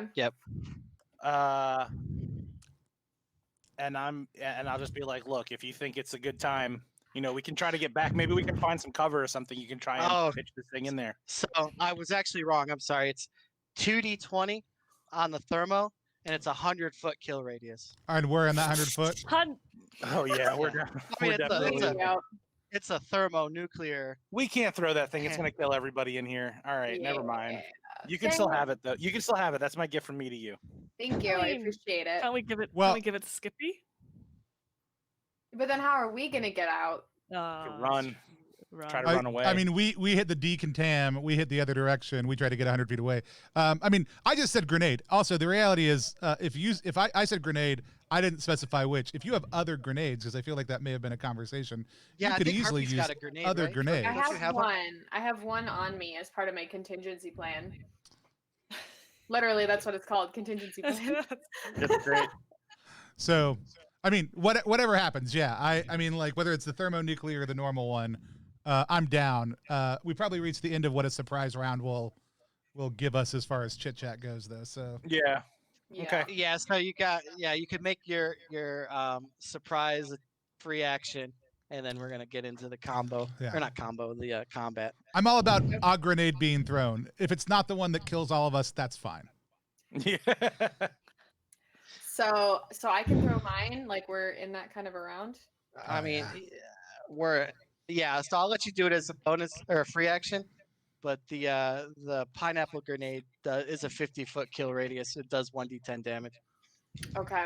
So I have to use one of my points. So now I'm at 14. Okay. So just roll a d20 to hit to make that shot. Yeah. So roll a think this d20. This And one's then- going to deal 10 damage to each of us within because we're within 50 feet too. We're all going to eat damage off of this. Yeah. Yeah. I Are- might die. Are we all in the room? Is that what happened, or did we just? open Yeah. the door? Does it go off immediately, or is there like a? I don't know about that. It just says I throw a grenade and it blows up. Yeah. It just by the time you throw it, and by the time it hits wherever it's gonna go off. Can we close the door? Yeah. Like a You grenade lock me doesn't in have there like. with it? Yeah, I mean, like that's the thing. I can back Skippy up too. Yeah. Can we? We keep dissecting this, but yeah, I mean, if we can throw a grenade and then ditch the room and shut the door behind us, that would be amazing. Yeah. You just have to give me a agility save throw to see. I'm down to do an agility save throw on that. Absolutely. Yeah. Same. Mhm. Okay, so I'm throwing it. Yep. So roll a d20, and then it has to be under your burliness ability score. Oh, under. Yeah, or else it gets scattered. Okay. It is on it. It's a 14. Yep. You're good. Yeah, Okay. it's just Oh, well, on it. 14. Like I always give, like if it's on the number, it goes to the roller. Cool. Okay. And I Yep. pull Skippy back while diving away. Okay. And then do we all Alright. have to roll agility as well? Yeah, let's do agility save throw before we find out how much damage it actually is. Right under 15. 20. 12. I'm under. Yep, I'm So under yeah, two. you got to be We might- over. We're meant to be Gotta be over. over. Am I Not be safe, over? yeah. Jump out. Well, 12. I failed by 4. I failed by 2. I rolled an at 20. Can Nice. I jump at someone to Alright. knock them out of the way and give them advantage? How much damage is it though? It is 6. Because I Does rolled this low, count thank as God. a different encounter? This is a different encounter, right? So I can Yes. hasta la vista it again. John, what Um, shades did you pick up? I would say no on the Hostile Vistas. No? All right. I don't know. I'd have to read what I actually wrote. They're for they're it. written as a per encounter. Per encounter, yeah. Okay, yeah, that's fine. I'll give it to you. Yeah, I don't look at the explosion. I don't take as much damage. Yeah, because cool guys walk away from explosions. That's right. I think I'm just dead. John, what 3. glasses did you pick up? I didn't get any glasses. Oh, I'd recommended Well- some Hasta La Vistas specifically for this. So So since I rolled a 20, is there any way I can put myself between the War Wizard and the blast? Yeah, so since you got a 20, I'll half the damage to the War Wizard. So he's gonna take a little shrapnel, but he's still alive. All right. How much damage? It So was you'll 6 take- total, so you got 3. Yeah, you 3? take 3. All right. No problem. I'm at 1 HP. I'm All right. at Well, the good thing is all the humanoid cultists are dead, but the bad thing is now the Druid man has nothing but to attack you guys. Oh. Okay. Let's, All right. where- Did the grenade land inside the Kool-Aid Man jug, or did it just land over by them? I made that shot. She made that shot. Oh yeah, you did. That's what you were trying to do, right? Landed in Yeah. him, yeah. 3. Yeah, it went in, but it wasn't enough to completely shatter him. So like Okay. he's leaking, but He's got he's still got still different kicking. different colors He's a of Kool-Aid god. shooting out of different cracks in his body. Yeah. All right, cool. Are we on normal initiative then? More Yep, like, oh normal. no. More like, oh no. Oh no. Yeah. Oh no. Yeah, normal initiative. All right, John, that's you. Yep. Here we go. 4. 4, and Druid man has a 3, so you guys got him. All right. Are any of us allowed to use healing items in combat? Yep, you can. Okay. That's what I'm gonna do. I'm My turn gonna, back in. yeah. Really quickly, can I, as a free action, can I snort some more rainbow drugs? Not as a bonus. You could do it as your action for turn. You're full at- And what about pouring mutagen onto myself? Yeah, that would. Well, so since it's 2, you could add the powder to the mutagen and drink it if you want. Boom! I'm doing that. I'm throwing Alrighty. I'm throwing some rainbow dust into the mutagen, and then I'm gonna shoot it. All right, so then since it's just like an action during combat, you do it during the melee phase. Okay, got it. Everybody be cool. on deck for that cool thing when that resolves. All right, yeah. So Team. Kool-Aid Man is in the room, and so you guys got movement on him. I would like to move far away, please. Well, we are Okay, we are already across the room from him. Mhm. Yes. Far corner then. Okay, yeah, you can go far corner for sure. Sure. Ooh. I'm pretty much going to stay right where we were outside of the room with the door now open, Gotcha. and I'm going to cast laser burn at him. Okay. And then what is Jack would- gonna do? I wouldn't charge in. I'll stand my ground in between. So I would be in between the party and him. Okay, yep, got you, because he's Yeah. gonna move right onto you for sure. Yeah. Probably. All right. Yep. So now where the cult was standing in the circle, when they're just like completely all dead. That's where Jack and the Kool-Aid Man meet, right in the middle of the room. So then we got Harpy in the far corner, so it would be to the left as you're looking at the Kool-Aid Man.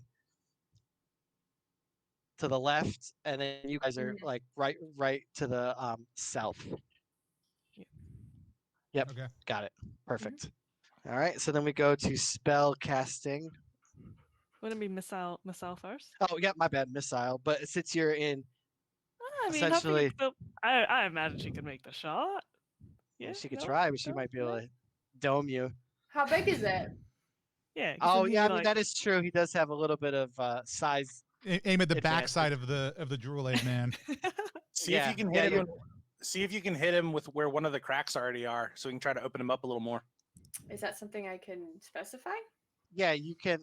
So that was one thing we were talking about with the Heather is called shots. So yeah, so spend 2 hella points, and it'll get you a called shot. Okay. And then what does that entail? I don't know if it's in mine. Yeah, so pretty much what happens is you expend 2 class ability points, then say what you're going to shoot, and if it's successful, then then we fluff it up and make a nice little scenario out of it. Okay. Well, that would put me at 12, so I can do that.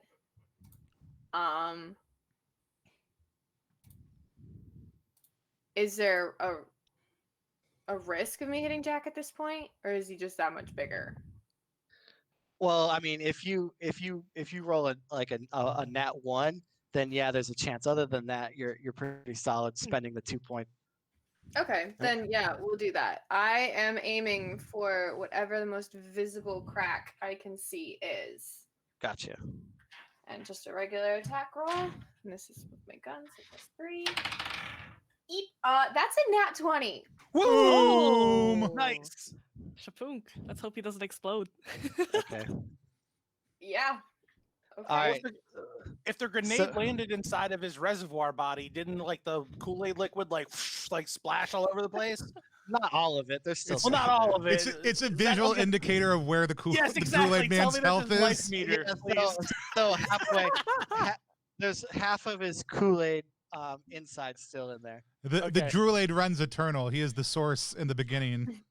Yeah, it never runs out. He's always full. Okay, So- so do I roll another 20 because it was a crit? Well, usually like with firearms, you just double the damage. Okay. But like that's with everybody outside the Heather class because the Heather class has some cool like stuff. But like I said, I couldn't find the to the max chart for her. So why don't you do double damage and see if he's dead from it, and then we'll make a cool death scene. Yeah.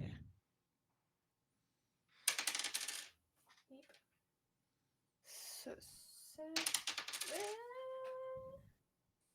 8, 9, 10, 11, 12, 13. Yep, he is not dead. He has a Dang. couple. He's definitely bloodied. He's shattered a little bit. He's down to about He's a 1/3 full. quarter. Yeah, 1/3 full exactly. Nice shot. Thanks. And then spells. Spells. Oh. So as the Kool-Aid Man has moved into range with Jack, I don't want to cast Laser Burn, so I shift my mind over to accessing the electronic system in this mostly destroyed room, and I'm going to use uplink to force some electricity to arc into the Kool-Aid Man's liquid. Gotcha. Yeah, let's see if the uplink is successful. That is a 19. Yep, you got it. All right. I don't know what that does. So roll. So yeah, I got a D4 hit roll die. the roll the see if so you want to laser burn him, right? With all I that don't want to. I know extra- I wasn't a laser burn anymore because it would moved in. So what I did was I uplinked to the surrounding technology, like the electrical system, to just Right. force electricity down into his body. So Yeah, let's treat it as the laser burn. laser burns damage. Yeah. So then you're gonna essentially a concentrated electric pulse down into the remaining reservoir of Kool-Aid. That's seven damage. 7 Ooh. damage. Yep. So you effectively boil what's left of the purple liquid Yes, into where die. Yummy. his body shatters. So then Jack, I need you to make an agility save throw. Make sure that you don't get impaled by the glass. A 19. Whew. Y- all right, No, yeah. is that good or bad? Yeah. No, like save throws are over. Okay. So Oh, thank gosh. so right. just as the Druid man comes crashing down, literally, explosions can be heard coming from the direction of the labs. The entire outpost is engulfed in flames. Oh wow. So Let's go that way. And I point at the hole that the Druid man yeah. bursts through. Okay. All right. So yeah, you jump out so you make it out by the skin of your teeth. The outpost explodes in a spectacular fashion, just as the party is conveniently out of harm's way, leaving the outpost in ruins as you light up death sticks to celebrate a job well done.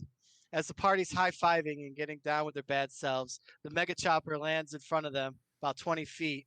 But it's Chopper Force 1.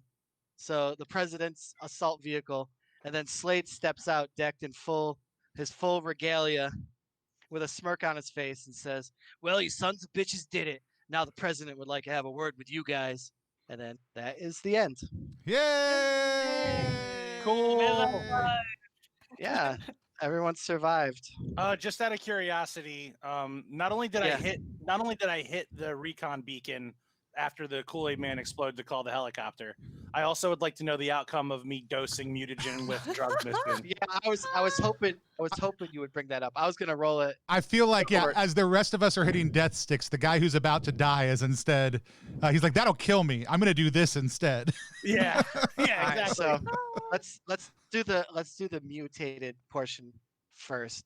So 1d20. Mm-hmm. Am I rolling it or are you rolling it? Yeah, you can roll it. 8.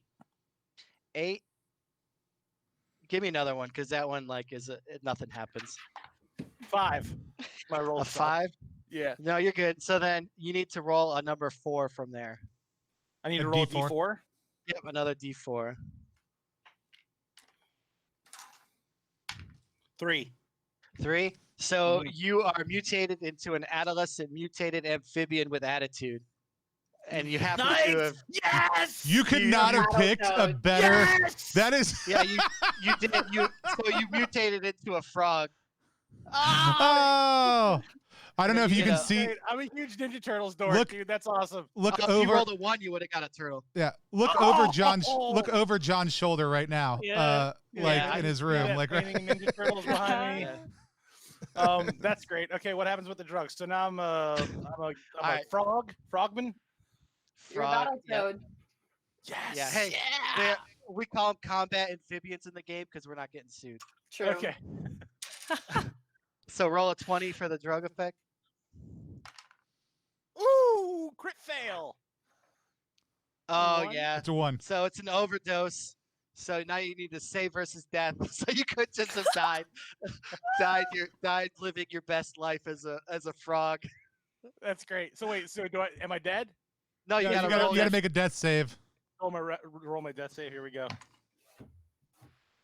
Nope, 5. I'm Yeah. dead. Yeah. So you would have died. That's great. Yeah, that's awesome. What? Give us a taste, because we usually will do post scenes. Give us a taste of your character's parting words. Like as your body morphs into a combat toad, or combat frog, and you feel these drugs overtake you. What final words, John, slip out of your character's mouth? Well, I'm croaked. Uh, All right. So, all right. That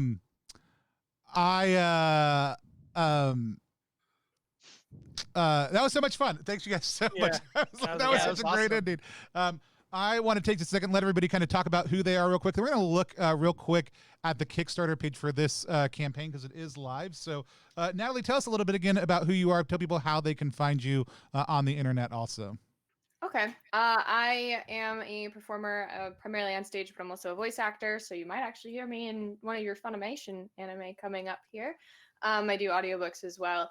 If you want to find me, I am Sweetie Soju, like Sweet Anne Soju, but nicer on pretty much every platform. And I have a lot of opinions about K-pop on TikTok. So yeah. Awesome. Charmaine, tell us a little bit more about yourself. Yeah, part of the Hobgoblin podcast, which is an actual play podcast of the Savage Tide Adventure Path on Pathfinder.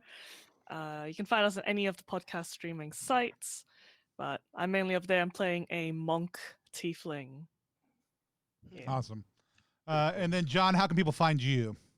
Go to ghostbatart.com to see my illustration stuff, but my IG account is way more active. So it's ghost_bat_ on Instagram.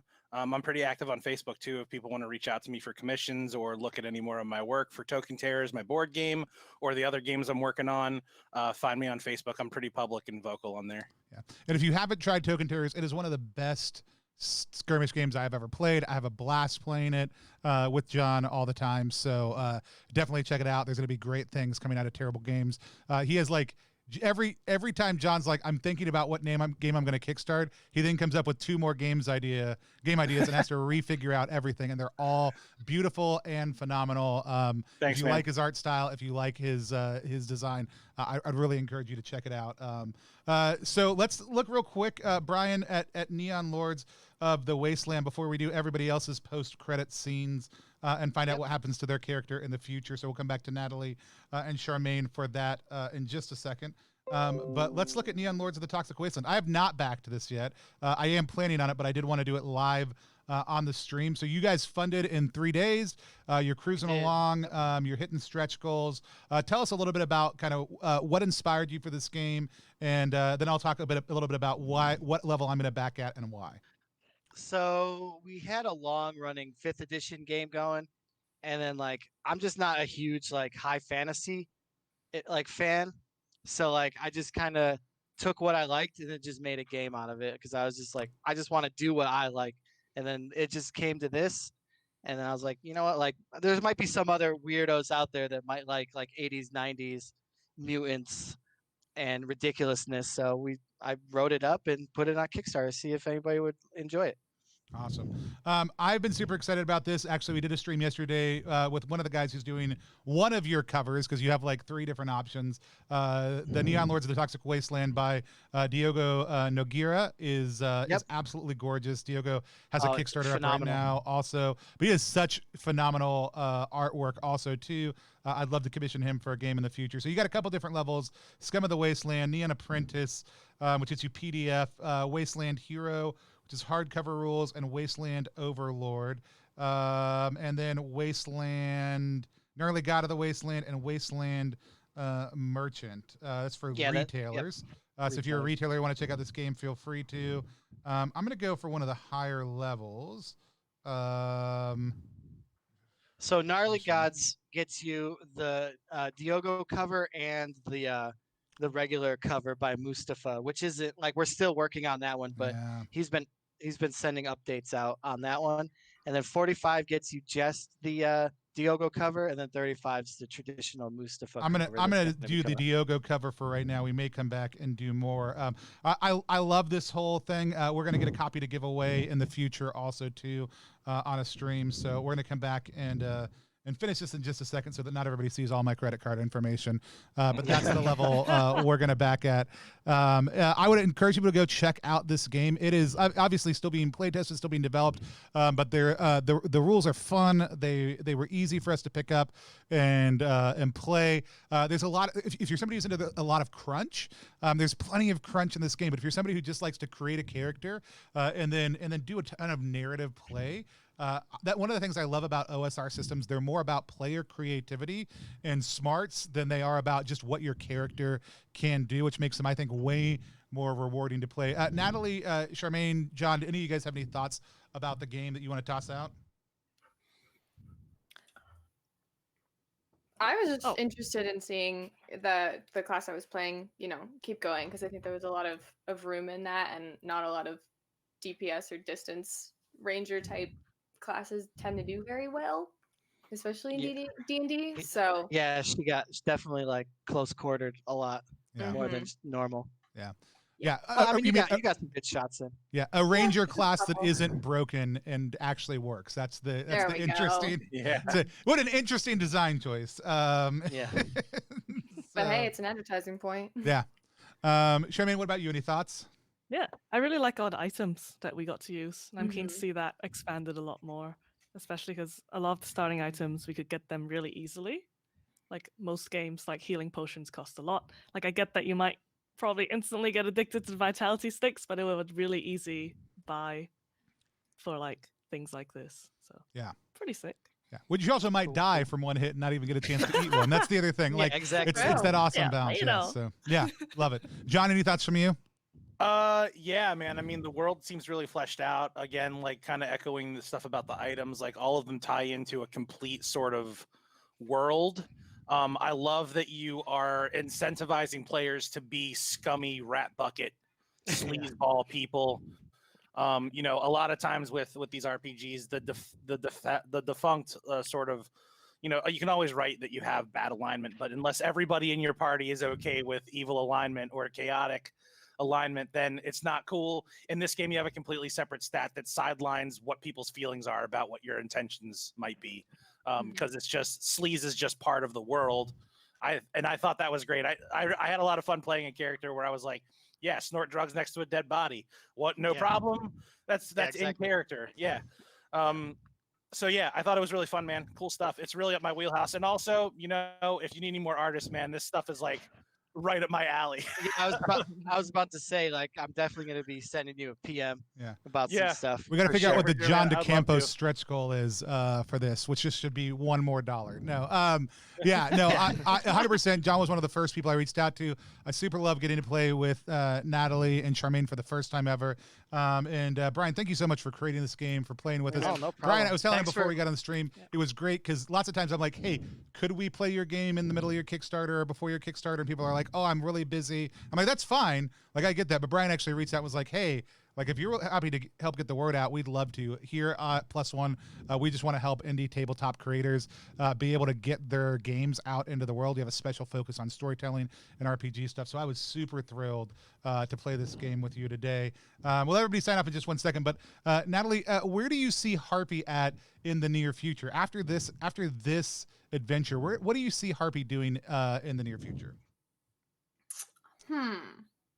Well, she is a bit of a fortune hunter, you know, lone wolf, literally, now that she's part dog. I forgot about that. Yeah. Yeah, I see it as something akin to an Obi-Wan. Like she's just out there. They know she's out there doing her thing, and people might seek her out, but I don't see any sort of like heroics, Awesome. outward heroics, being a folk hero or anything like that. Something where when her friends call upon her, she comes in from the She wasteland. appears, and it's Right. like, oh god. Awesome. Charmaine, tell us a little bit about what's Jack's next adventure. Paint us a scene for that. Oh, I imagine just the wastelands. And he's walking there. He's got his nice comb and he's sweeping Joe back, and he's just walking into his next battle. Awesome. I think you see Ron Pompadour in one of the president's top secret labs, helping dismantle some of this tech and figure out what it does. But I think floating behind him in the corner in a tank, you also see the outline of a combat toad body floating there, slowly being reformed. And so we'll leave y'all with those kind of future thoughts. Again, Brian, tell everybody again one more time. What's the best way they can help support you and this game? Yeah, so the Kickstarter is our big push right now, and then we're on Facebook at Neon Lords RPG, and Instagram Neon Lords RPG, I think, as well. And then just like check out the playtest is on Drive Through RPG. You could download it for free, check it out, see if you like what we do, and go from there. Awesome. I love it. Thank you guys so much for tuning in today. For all those who watched, we had a ton of new followers during the stream today. We have over 15 new followers just today. So thank you, everybody who joined us and following. We don't have our next stream planned yet. We do just 2 or 3 a month, and we're just getting started. So again, if you want to follow us, please do. If you're watching this on YouTube later or somewhere else, again, subscribe if you want more content like this. And if you have a system that you'd be interested in us playing as a creator, or as somebody who just sees one coming up or has a friend who has one, please let us know. We love playing new and creative indie RPGs along with other classic favorites. You can find us at Plus One EXP on pretty much any social media platform. Me at Tony Vicinda. We're a brand that cross classes and multi classes in beard and skincare alchemy, tabletop game design, and Bardic College of Content Creation. So until next time, we'll just look forward to playing with y'all in the future. Thank you so much.